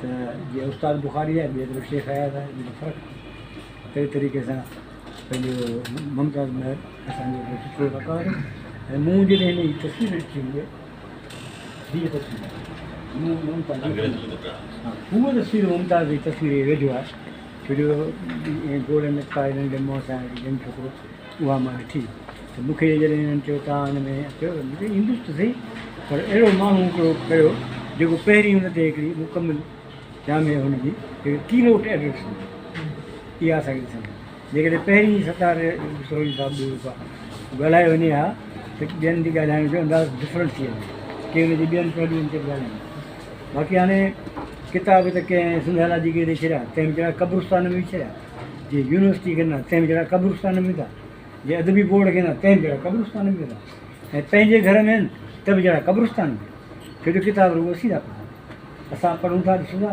असांजे किताब ते हेतिरी मिटी चढ़ी वञे को ॿारनि खे छंडे कोन असांखे छॾूं हिन वक़्तु मूं वटि जेके बि दोस्त ईंदा आहिनि जेको आहिनि जेके बि ईंदा आहिनि त आउं हुन पंहिंजा किताब कढी ॿ टे ईंदा आहिनि खणी हो हिन किताब ऐं बि त यार माण्हुनि में पहुचनि पोइ ॾिठो ईंदो मूं शेख हयाज़ जे किताबनि खे टन जाम में दफ़न थींदे ॾिठो शेख हयाज़ जे किताब मूंखे चई हीअ किताब पढ़ियो थी गर्दश रंगे चमन मुंहिंजो हा कीअं आहे मुंहिंजो अबका दरिया खां सुठो आहे हीअं सही थो थिए मूंखे पाण इहो पसंदि आहे उहो किताब हींअर हुते पियो आहे रैक में जीअं न को हिकिड़ो अबालो माण्हू हुजे हीअं कयो वेठो आहे को मूंखे पढ़ण वारो या मूंखे ॾिसण वारो या मूंखे हथु फेराइण वारो हथु फेराइण वारो मरी वियो ऐं उनजी धीअ पाण वेही वञी हुनखे उते पूरे आहे वरी असांखे घुरायूं त तकीर करे थी तकीर मूं इहा ई की जेका हींअर थो ठाहे मुंहिंजे शेख खे बाक़ी हिकिड़ी थोरी देरि सां आयो आहे पर 2-4 लफ़्ज़ तज़ती गॾिजाणी तव्हां जो मुमताज़ महर सां साईं कारी साहिबु ॻाल्हाए मुमताज़ महर जो विछोड़ो सिंधी अदब लाइ इंतिहाई जेको आहे दुखदायक ऐं नुक़सानु आहे हिकिड़ो सान्यो आहे मुमताज़ महर सिंधी ॿोली जे उन कहाणीकारनि मां हुयो जिन सिंधी कहाणी खे जेको आहे जिदत ॾांहुं वठी वञण वारे सफ़र में जिते मदद साहब शौकत हुसैन शोरो मुश्ताक शोरो माणक सीनियर असांजो त बहरहाल जिदत वारे मरहले में पोइ पहिरीं हिन जी कहाणी तरक़ी पसंदि जेको आहे उन जज़्बे सां ऐं उन सोच सां हिन कहाणियूं लिखियूं सिंधी ॿोली जो तमामु निहायत अहम कहाणीकार आहे जंहिं ते अञा ताईं असांजे तमामु घणनि माण्हुनि ते कमु न थियो आहे पर हिन ते बि उन सां गॾोगॾु उहा जेतिरो कमु थियणु खपे सुठी ॻाल्हि आहे त माणक ते कमु थियो आहे का नौजवान तहक़ीक़ कई आहे हिननि ते बि थिए त हिन जे कहाणी जो जेको आहे ॾांहुं स्टाइल ऐं हिन जो जेको शहूर जे वाकिरे में लिखणु ऐं जदीद ज़िंदगी जा मसइला खणणु, शहरी ज़िंदगी खे फोकस करणु, त इहो मुमताज़ महर जे कहाणी में हो। पहिरियों हुनजो मजमूओ जेको आहे ज़िंदगी जो वाकिरो ऐं मंज़िल ऐं उनखां पोइ आउं चोहठ जो थींदुसि, त इहे कहाणी जा हिन जा मजमू आया। त हू बुनियादी तरह कहाणीकार हो। ॿियो तनक़ीद निगार हुयो। तनक़ीद में बि मुमताज़ महर जो तमामु वॾो कंट्रीब्यूशन आहे। ख़ासि तौर ते हुनजो वीचार किताबु आहे, त असां केतिरो वक़्तु पढ़ी जेको आहे सीए ॾहाके में हुन वीचार में जेके तनक़ीदी ख़ासि तौर ते फिक्शन वारे पासे ते हिनजो ऐं जेको आहे उन जी तनक़ीद ॾे तमामु क्रिएटिव राइटर हुयो, क्रिएटिव क्रिटिक हुयो। और मुमताज़ साहब पोइ घणनि ॻाल्हियुनि में हली वियो जेकॾहिं हू इन ई पासे खे संभालियो अचे हा, कहाणी ऐं जदीद कहाणी ऐं जदीद फिक्शन ते जेका तनक़ीद वारो पासो, त सिंधी तमामु अञा वॾो जेको आहे हुनजो जेको आहे कंट्रीब्यूशन सिंधी अदब जे लाइ थिए हा।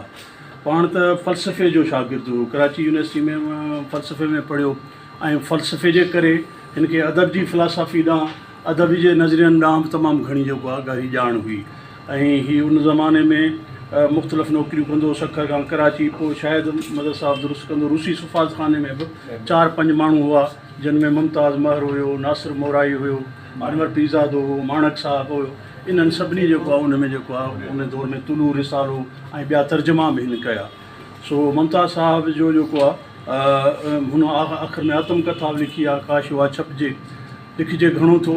काई साहब जूं जेके शिकवा शिकायतूं पंहिंजी जाइ ते, पर को बि लिखियो ज़ाया न वेंदो। बेटा हिकु जॾहिं रिसालो पे तख़लीक़ कयो त कान सोचियो त 200-300 सालनि खां पोइ माण्हू ईंदो जेको हुनजे शयुनि खे छंडे फूके अॻिते खणी ईंदो।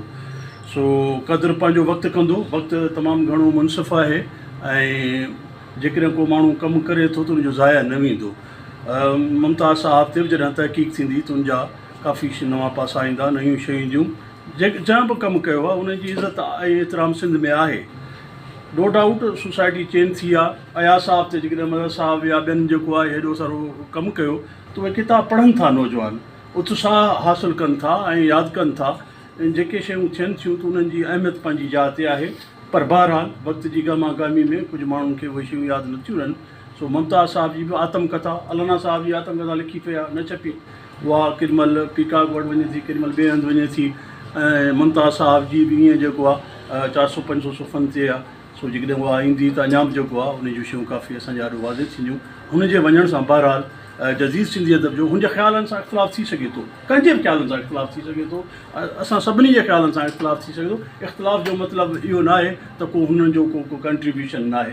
हुन तमामु वॾो कंट्रीब्यूशन आहे, ख़ासि तौर ते 90 खां पोइ त वरी जेको आहे जेॾीमहिल सोवियत यूनियन टुटो त हिन जो अयाज़ साहब वेझड़ाई, इन खां अॻु में बेदारी ॾांहुं हुनजी वेझड़ाई थी। सो हुनजा ख़्याल आहिनि, पंहिंजा ख़्याल आहिनि, हर राइटर खे पंहिंजा ख़्याल रखण जो हक़ु आहे। ऐं इन सिलसिले में अयाज़ साहब सां असां हिकिड़ी दफ़े कचहरी की बि मुमताज़ हुयो, अनवर अबड़ो हुयो, असां बि हुआसीं, काफ़ी बहस मुबाहिसो अयाज़ साहब सां हिन ते थियो।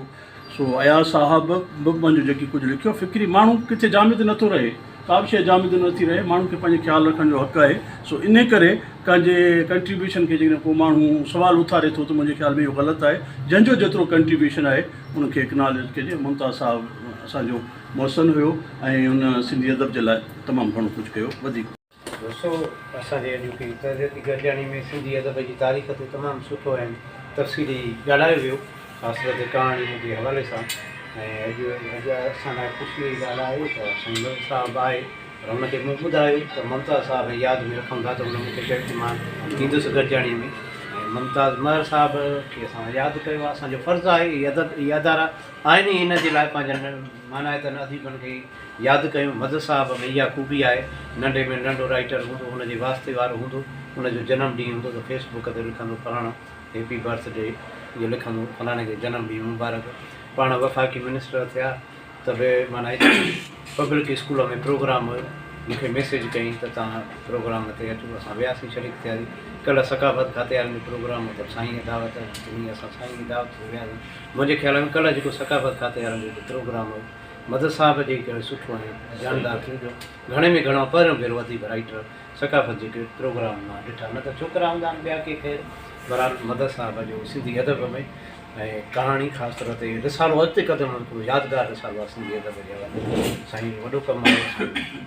उनखे मदद साहिब खे गुज़ारिश कंदासीं त पाण मुमताज़ महर ऐं कुझु यादगिरियूं असां सां वॾनि वाहिद साहब खे बज़म रुहान खे शाबाश ॾींदुसि जो हैदराबाद में अहिड़ियूं महफ़िलूं कराइनि था ऐं पंहिंजे पुराणनि माण्हुनि खे यादि कनि था, पंहिंजी ज़िंदगी यादि कनि था।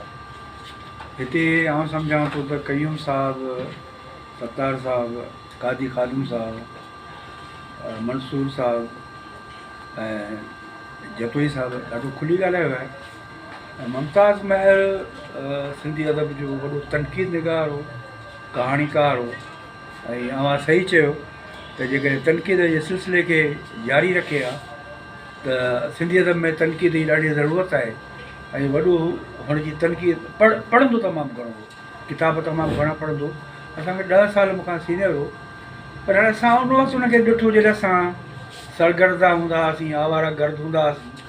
मुंहिंजे ख़्याल में 1967 या मार्च आहे या असीं सखर विया हुआसीं, तॾहिं सिंधी शामूं थींदियूं हुयूं। अयूब खान जो दौर हो त फंक्शन ते बंदिशूं हूंदियूं हुयूं, त पोइ सिंधी शामूं शुरू थियूं हुयूं। असां जॾहिं हुते पहुतासीं त हुते हिन सां नबी बख्श खोसो असांजो पुराणो कामरेड हूंदो हो, रशीद भट्टी साहिबु हुते हूंदो हो, अयास हाणे उहो ई हो। त हुनजी पहिरीं मुंहिंजी मुलाक़ात सां उते थी हुन सां, तॾहिं त हाणे हुनजी जवानी हुई, इनकलाब हुई ऐं रशियन मुंहिंजे दिमाग़ में हूंदो हो। मार्क्सिस्ट हो, उहो कराची आयो, उतां MA फ़लसफ़े में दाख़िला वरितईं ऐं पोइ कराची जो थी वियो। हाणे वॾी ॻाल्हि त हुन माण्हुनि में हिकिड़ी ॻाल्हि हुई त हू तनक़ीद कंदो हो। ऐं तनक़ीद बि हाणे हिकिड़ी ॻाल्हि कंदो हलां, तनक़ीद में ऐं जेका आहे सा तंज़ में वॾो फ़र्क़ु आहे, हुअणु बि खपे। तनक़ीद कजे जंहिंखे पढ़णु उन शइ खे पढ़े ऐं पढ़ी पोइ उनजो माण्हू जवाबु ॾिए। राति अकबर लगाड़ी हिते मूंसां गॾु वेठो, अची ॻाल्हि निकिती तनक़ीद जी, त मूं कंहिं सवाल कयो छा लिखणु खपे, त मुंहिंजो तव्हांखे तनक़ीद पढ़णी हुजे त जॾहिं सिराजुल में सिंधी ॿोली ते किताबु लिखियो हो त उनजो जवाबु गंगाराम सम्राट अहमदाबाद मां ॾिनो हो। ऐं सम्झां थो त असांखे ख़बर पई त तनक़ीद छा थींदी आहे। हुनजो जेको आहे सो तव्हां हींअर उहो बि छपियो आहे हुनजो, हुन सां सिंधी ॿोलीअ वारे कंहिं किताब में, त उनजी पढ़ी ॾिसो त उनजी स्टडी केतिरी गंगाराम सम्राट जी। जेकॾहिं सिराज साहिबु लिखियो आहे त हुनजो जेके जवाबु सबूतनि सां ॾिनो आहे त तो हीअ शइ हितां कई आहे, हीअ शइ हितां कई अथई, तोखे रेफरेंस ॾियणु खपंदो हो। त हिन में मुमताज़ साहिब में बि आदत हूंदी जॾहिं हुन वीचार में सभु मज़मून गॾु कया, पर पहिरीं हू तनक़ीद मज़मून छपींदो हो। मुंहिंजी हिकिड़ी कहाणी हुई सो मुंहिंजे ख़्याल में 72 में छपी हुई, एहसास इन जज़्बनि जो मौत।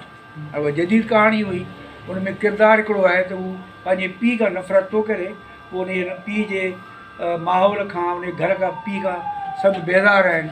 हू खंघे थो त हुनजी ज़ाल हुन ते कुड़के थी, ऐं पोइ पीउ जे मरण ते हुनजा हिकिड़ा अजीब अहसास हुआ। पर कहाणी हुन वक़्तु छपी त मक़सदु आहे त हिकिड़ो अजीब वरीब ॻाल्हियूं शुरू थी वियूं त मदद जी पंहिंजी पीउ ते कहाणी लिखी आहे, फलाणो कमु कयो अथसि। उनजो जेको जवाब में हुन जेको मज़मून लिखियो आहे, वीचार में छपियल आहे, तव्हां पढ़ी ॾिसो त हुन जदीद कहाणीअ जे ते हिकिड़ी बहितरीनु थीसिस लिखी आहे। हुनजी आदत हूंदी जेका शइ हुनखे न वणंदी, वरी मुंहिंजी कहाणी खंडर छपी, उनजे मुखालफ़त में तमामु सख़्तु मज़मून लिखियईं। पर आउं कॾहिं बि जेका आहे असां तनक़ीद खे जेको आहे सो ख़राबु न सम्झंदो हुउसि, बल्कि मां चवंदुसि ठीकु आहे तव्हां सही आहियो। हुन माण्हुनि जी पंहिंजी हिकिड़ी तबियत हुई ऐं तबियत खे कोई तब्दील नथो करे सघे। माण्हूअ जे सोच ऐं वीचार ते वक़्त जा जेके आहिनि धाराऊं असरु कंदियूं आहिनि। पहिरीं तरक़ी पसंदि हो, मार्क्सिस्ट हो तमामु घणो, ऐं रशियन एम्बेसी में बि कमु कयईं, माणक सां गॾु कमु कयईं। हू माणक ते जेको मज़मून लिखियो आहे उन में थोरो हिन जो ज़िक्र कयो अथमि। पर हुनजो हिकिड़ो मख़सूसु दोस्त हुआ ऐं मख़सूसु हुनजी सोच हुई। मूंखे यादि आहे त जॾहिं हू किताब जॾहिं आउं 64 थींदुसि मुंहिंजे घर में इहो किताबु आहे कहाणियुनि जो, त मूंखे तव्हांखे ॾिनी सदारत करणी आहे कराची प्रेस क्लब में। मुंहिंजो साईं हमेशह तूं करे कोन ॻाल्हाईंदो, तव्हां करे इज़त ऐं एतिराम सां ॻाल्हाईंदो। हालांकि हुन वक़्तु मुंहिंजे ख़िलाफ़ु काफ़ी लिखियूं हुई, पर मूं चयोमांसि पोइ तव्हां सीनियर आहिनि, शौकत चोरो आहे, ॿिया बि काफ़ी दोस्त आहिनि, तव्हां हुन करे करायो। चई न, तव्हांखे सदारत करणी आहे। मां सदारत कई, उते मूं तक़ीर लिखी कई हुई। अॼु मूंखे आउं छाकाणि सुठो रिकॉर्ड कीपर न आहियां, खणी अचां त पढ़ी ॿुधायां। मां उन में उहो दौर से यादि कयो त उन दौर में कराची छा हुई ऐं ख़ुदि कराची में बि उन वक़्तु जेको आहे सो प्रोग्रेसिव तमामु घणा हूंदा हुआ। ताज बलोच साहबु हूंदो हो, ख़ुदि अनवर पीज़ा जे वारा बाद में आया, पर जेको ई जेको आहे असांजो दोस्त उहो हो, ॿिया काफ़ी दोस्त हूंदा हुआ। त कराची हिकिड़ो मर्कज़ हूंदो हो, संगत उन वक़्तु बि ज़ोर हूंदी हुई। मुमताज़ महर तॾहिं बि एक्टिव हूंदो हो। हुन किताब सां कॾहिं पंहिंजी दोस्ती ख़तमु न कई। उहा दोस्ती मरण घड़ी ताईं क़ाइमु रखी। हर आचर ते हू पंहिंजो ईंदो हो, किताब ख़रीद कंदो हो, किताब वठंदो हो। मूं 100 सालनि जूं कहाणियूं जॾहिं तरतीब ॾिनियूं पिए, अंग्रेज़ी में तर्जुमो पिए करायूं, त जॾहिं किताब जॾहिं छपिजी अची पक तव्हां त मदद साहब मुंहिंजी कहाणी कोन शामिलु कई हूंदी। मुंहिंजो इहो थी कोन थो सघे त सिंधी कहाणीअ जो 100 सालनि में किताब छपिजे ऐं तव्हांजी कहाणी न हुजनि। तव्हांजी कहाणी मूं तर्जुमो कराई आहे, उहे 100 सालनि जूं। छाकाणि 1914 में लालचंद मरनेमल जी कहाणी हुर मखीअ जा पहिरीं कहाणी मञी वञे थी ऐं 2014 ताईं हिंद ऐं सिंधियूं जेके बि कहाणियूं आहिनि, मां कल्चर डिपार्टमेंट जॾहिं कमु कंदो हो त मूं 2 वॉल्यूम्स में 800 सुखनि में इहे छपरायूं आहिनि। पर तव्हांजी ॻाल्हि सही त किताब किथे पहुचे थो, किताब कोन थो पहुचे। मां बेसिकली पढ़त माण्हू आहियां ऐं मां हर कमु कंदो आहियां, मूंखे का बि ख़राबी महसूसु न थींदी आहे। अख़बार जे एडिटर जी हैसियत में बि कमु कयो अथमि, कल्चर डिपार्टमेंट में ब्यूरो ऑफ ट्रांसलेशन में बि कमु कयो अथमि, हिस्ट्री स्कीम में बि कमु कयो अथमि। जेके किताब छपराया अथमि उहे सभु सभिनी खे ख़बर आहे। हाणे हिते ॻाल्हि थी त किताब हुन वीचारे जी ख़्वाहिश हुई त मुंहिंजी आत्मकथा छपिजे। मूंखे फ़ोन कयईं, हाणे सिधी ॻाल्हि थो करियां, मदद साहब मूंखे पैसनि जी कोई ज़रूरत आहे। त मुंहिंजो हाणे हिन वक़्तु मुंहिंजी पोज़ीशन ठीकु कोन्हे। आउं कोशिशि करियां थो त तव्हांखे किथां कल्चर वारनि खां वठी ॾियां, या तव्हांजो किताब कल्चर वारो मथां न छपीनि, हुनजी पॉलिसी कीअं हुजे। आउं आहियां कोन हुन सां गॾु, पर आउं कोशिशि कंदुसि। किताब कोन थी छपी सघियुसि, किताब हुन वीचारे उथी आहे। असांखे हमेशह खुली ॻाल्हाइणु खपे। किताब केरु छाहे कंदो? आउं जॾहिं ॻाल्हायां थो, हाणे मूं त तौबा कई। हिकु दफ़ो ॻाल्हायमि, मिर्ज़ा कलीज बेग जी वरसी हुई उते असीं कराची में। असां शुरू कयो आहे हर माण्हूअ खे यादि करणु। इब्न हयात कुंवर खे बि असां यादि कयो आहे, ग़ुलाम सिंह अंग्रेज़ खे बि ऐं माणिक खे बि। अहिड़ा माण्हू जी कंहिंखे यादि ई कोन था कनि। मिर्ज़ा कलीज बेग ते मूं जेका तकीर कई, उन में मूं चयो त बाबा आख़िर उहे इदारा जिन खे ग्रांटूं मिलनि थियूं उहे छो नथा छपीनि? हीउ कमु त उन्हनि जो आहे न।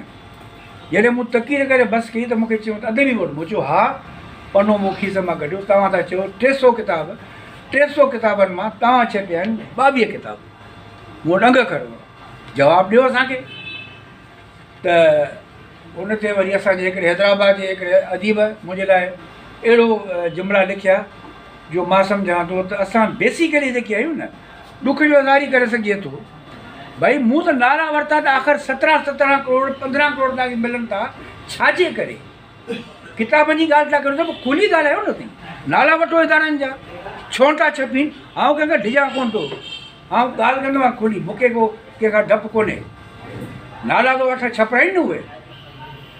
छो भला कल्चर डिपार्टमेंट खे असीं चऊं उहे इदारा जिन खे पैसा था मिलनि उहे छपाइनि? कल्चर वारनि ते बि अदबी संगत आहे। अॼु ॾींहं ताईं हिन ते मुमताज़ महर ते हिकिड़ी गॾिजाणी कोन थी आहे। छो? तहरीती बयान कोन जारी थियो आहे। भई असांखे ख़बर पई, मूं त ॾिठो त मूं हिकु ॾींहुं अॻु हुनजी फेसबुक ते लॻी पई, न ख़बर हुन घर जी किथां माण्हू पहुचे फिल्म मां निकिरे, न उन जी लोकेशन को देरि सां मूंखे मिली आहे, ॿिए ॾींहुं मिली आहे। त माण्हू पहुचे हुन दर ते कीअं पहुचे? फोटू छपियो, कहिड़ी ॾुख जहिड़ी ॻाल्हि हुई। ठहियो ठीकु आहे, पर हिन किताब ते शायदि तव्हां हिते सभिनी ॻाल्हि कई आहे। अचो त ॻाल्हायूं, केरु छपींदो किताब हुन जा? जवाबु ॾियनि। पोइ हुन वीचारे पुट में त हाल कोन्हे, केरु छपींदो? ॿुधायो, मां तव्हां खां सुवाल थो करियां, कहिड़े इदारे जो कमु आहे? आख़िर इहो सवाल थियणु खपनि न। इहो कमु अदबी संगत जो आहे, छो न थी अदबी संगत ॻाल्हाए? लठ त लॻी पई आहे इलेक्शन में, हीअ थिए फलाणो थिए फलाणो थिए, पोइ ख़तमु। बाबा ताईं ॻाल्हायो।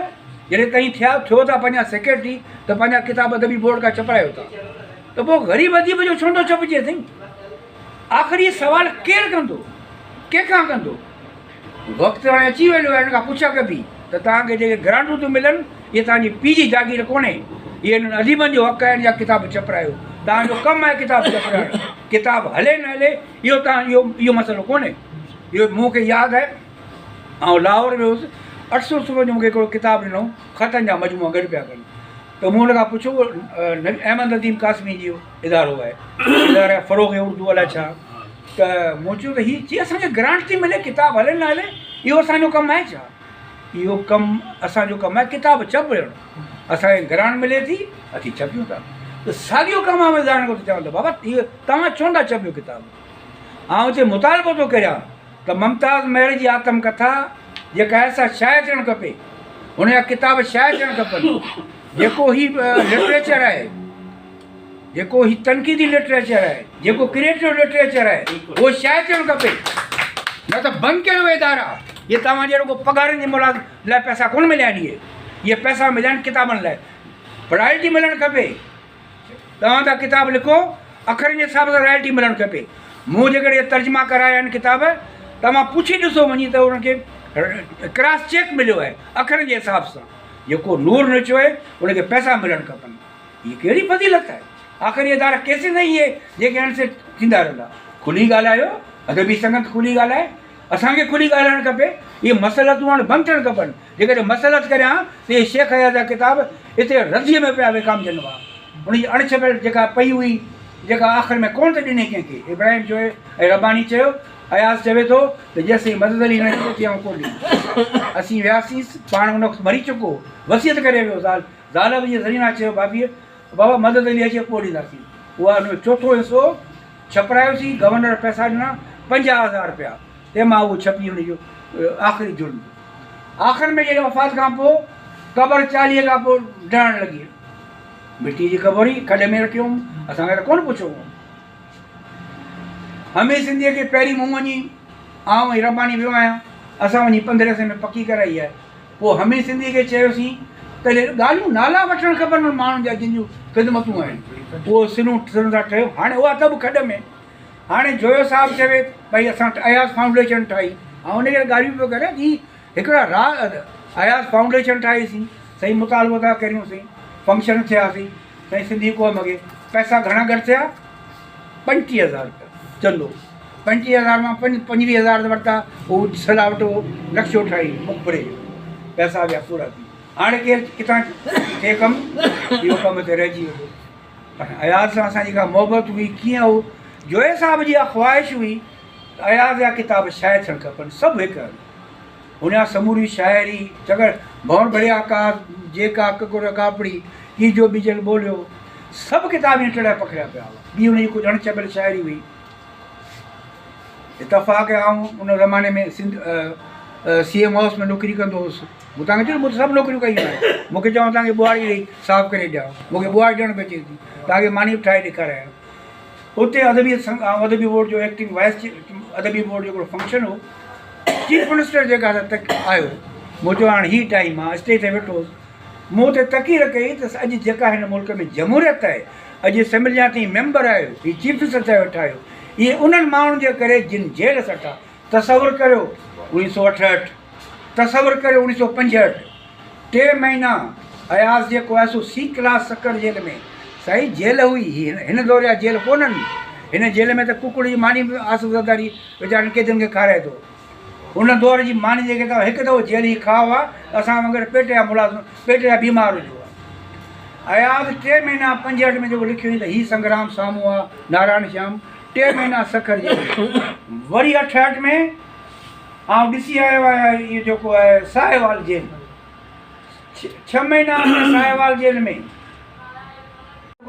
मां जॾहिं वफ़ाक़ी वज़ीर हुयुसि त मूं जेल खोलायो जेल त खोलाए सघियसि थी मां वञी आहे कोठी ॾिठी जंहिंमें अयाज़ बंदि हो मूं चयो छा बसि अयाज़ ज़िंदगी जा ॾींहं ॻाल्हाया हुआ त सिंधु सुभाणे वञिणो टुटंदो ऐं वॾेरा वज़ीर थींदा चीफ मिनिस्टर थींदा ऐं सिंध जेका आहे असां सुख माणींदी वरी 68 हुन में 70 में 8 महीना अवामी लीग जो जॾहिं पाण सेक्रेटरी प्रेसिडेंट हो 8 महीना सखर जेल में को माण्हू खे पुछण लाइ बि कोन हुउसि आउं हितां किताब कुझु खणा वियो त हैदराबाद कराचीअ में मिर्ज़ा दबीर जेको आहे संघ अदबी बोर्ड जो सेक्रेटरी पीउ वीचारो हुते क्लार्क हुनखे चयमि उन वीचारे वञी किताब उहो आया त कोई ख़त लिखियो जेको छपियो आहे आउं चवां उते जो मूं त तकीर कई त मुंहिंजो सही महिरबानी करे अयाज़ जो मुखबरो ठहियो उन ख़बर पई ॾे ऐं उन जा किताब शाया थियण था।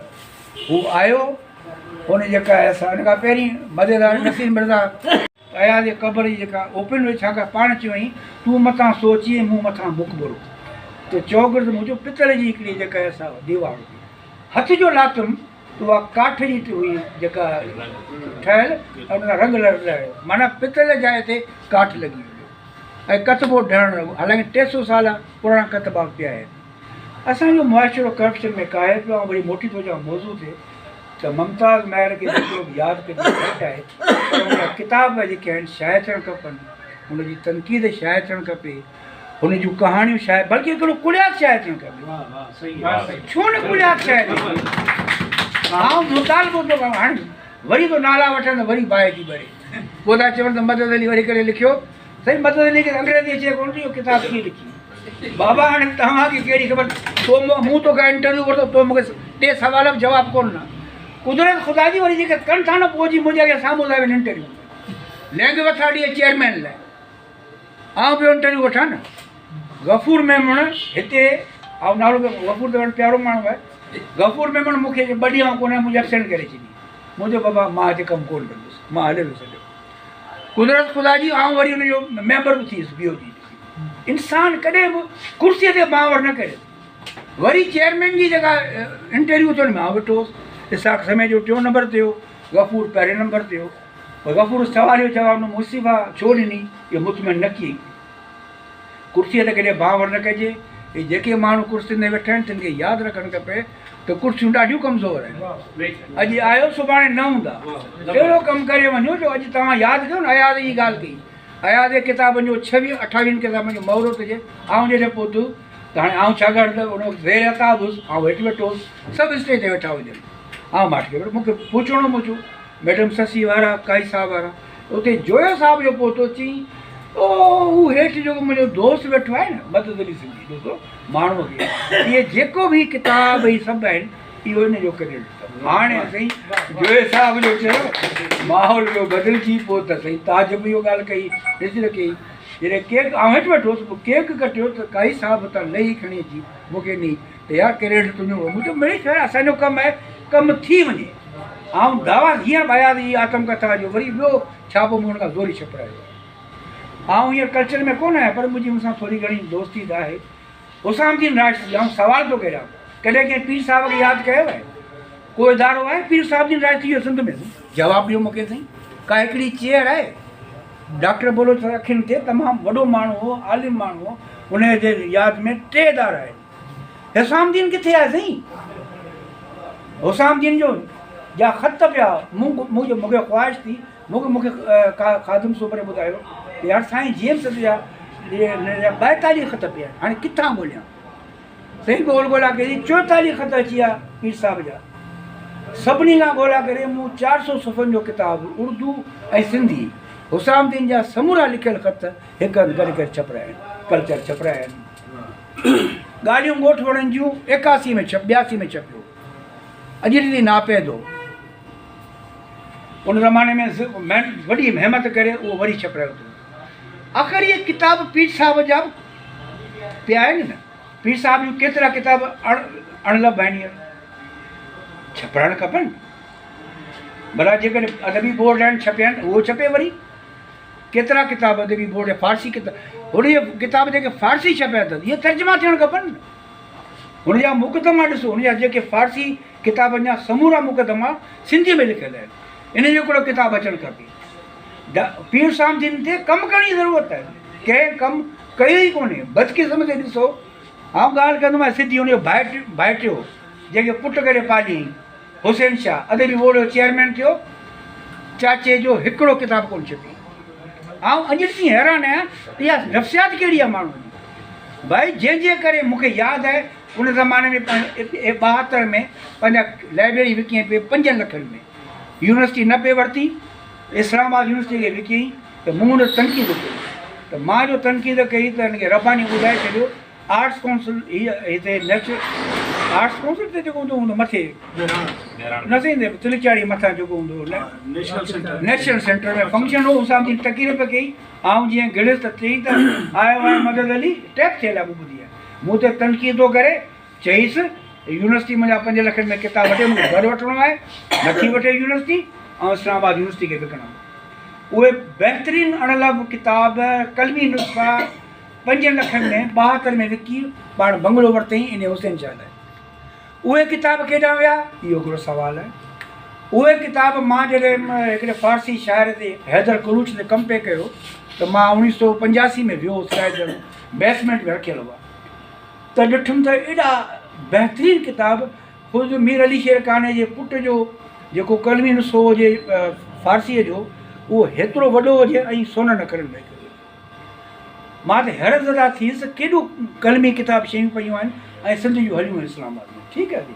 2012 में बरसाति पई, बेसमेंट में हले वियो पाणी, सभु ज़ाइद, अध खां वधीक ज़ाइद थी। कुदरत कॾहिं कॾहिं को हिसाब कंदी आहे न। आउं जॾहिं वफ़ाक़ी वज़ीर थियुसि त काइद यूनिवर्सिटी जो आउं चांसलर हुउसि। मूं वाइस चांसलर खे सॾे चयो त बाबा पीर साहब जी चीज़ वो तो सूख है ऊपर छत पे रखे थे, आज ज़ाया हुए। वो जो 1 महीने का तुम्हें टाइम देता हूँ, ये किताबें जो भी बची हैं उनको डिजिटलाइज करो, इफ्तिताह मैं करूँगा। 2 महीननि में कार्नर ठही वियो पीर साहब दिन जो, ऐं जेके बचियल किताब हुआ उहे महफ़ूज़ आहे। छो नथो कमु थी सघे सही? भई कमु थियणु खपे न। कलमी नुस्ख़ा केतिरनि माण्हुनि वटि पिया आहिनि। आउं चवां थो सिंध बाबति जेको बि फारस मौज़ूअ ते हटां थो, जेको बि फारसीअ में अंग्रेज़ी में किताब पिया आहिनि इहे छा थियणु खपनि। सिंध आर्काइव्स आहे, सिंध आर्काइव्स में तमामु घणो मवाद पियो आहे सिंधी तारीख़ जो। केरु छपींदो? पहिरीं ॻाल्हि त फारसी मख़तूता ईअं ई शाया थियणु खपनि, तर्जुमा थियणु खपनि उन्हनि जा। अंग्रेज़ी किताब जेके जिन में सिंध जो ज़िक्र आहे इहे वरी शाया थियणु खपनि ऐं उन्हनि जो वरी तर्जुमो थियणु खपे। इहो एॾो वॾो कमु आहे, इहे इदारा कंदा। उहे सभु इदारा आहिनि। पोइ सिंध आर्काइव्स आहे, सिंध आलाजी आहे, सिंधी लैंग्वेज अथॉरिटी आहे, सिंध जी बोर्ड आहे। आउं सभिनी खे चवां थो त बाबा सिंध जी तारीख़ खे महफ़ूज़ करियो, सिंधी किताब शाया करियो। अव्हांजो कमु आहे किताब शाया करणु। इहे इदारा नौकिरियूं ॾियण जा दफ़्तर कोन्हनि, नौकिरी ॾियण दफ़्तर घणेई आहिनि। भले तव्हां नौकिरियूं ॾियो, पर जेको तव्हांजो कमु आहे उहो शाया थियणु खपे। मुमताज़ महर खे आउं पंहिंजा अक़ीदत जा गुल रखां थो। हू अॼु बि ज़िंदा आहे पंहिंजे तहरीरुनि में, ऐं सुभाणे ज़िंदा रहंदो। तव्हांजी वॾी महिरबानी।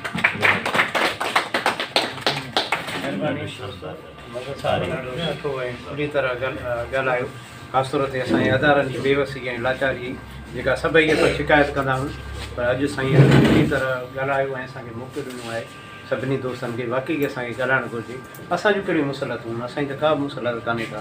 असां जहिड़ा आहियूं जॻह में तहिड़ा हुया मोटी उन्हनि सां ऐं आख़िरी ऐलान थो कयां त आउं कोशिशि कंदुसि त मुमताज़ महर जी आत्मकथा अदबी बोर्ड इन खां कल्चर डिपार्टमेंट खां शाया करे। कोशिशि कंदुसि। महिरबानी, सुठी कोशिशि आहे।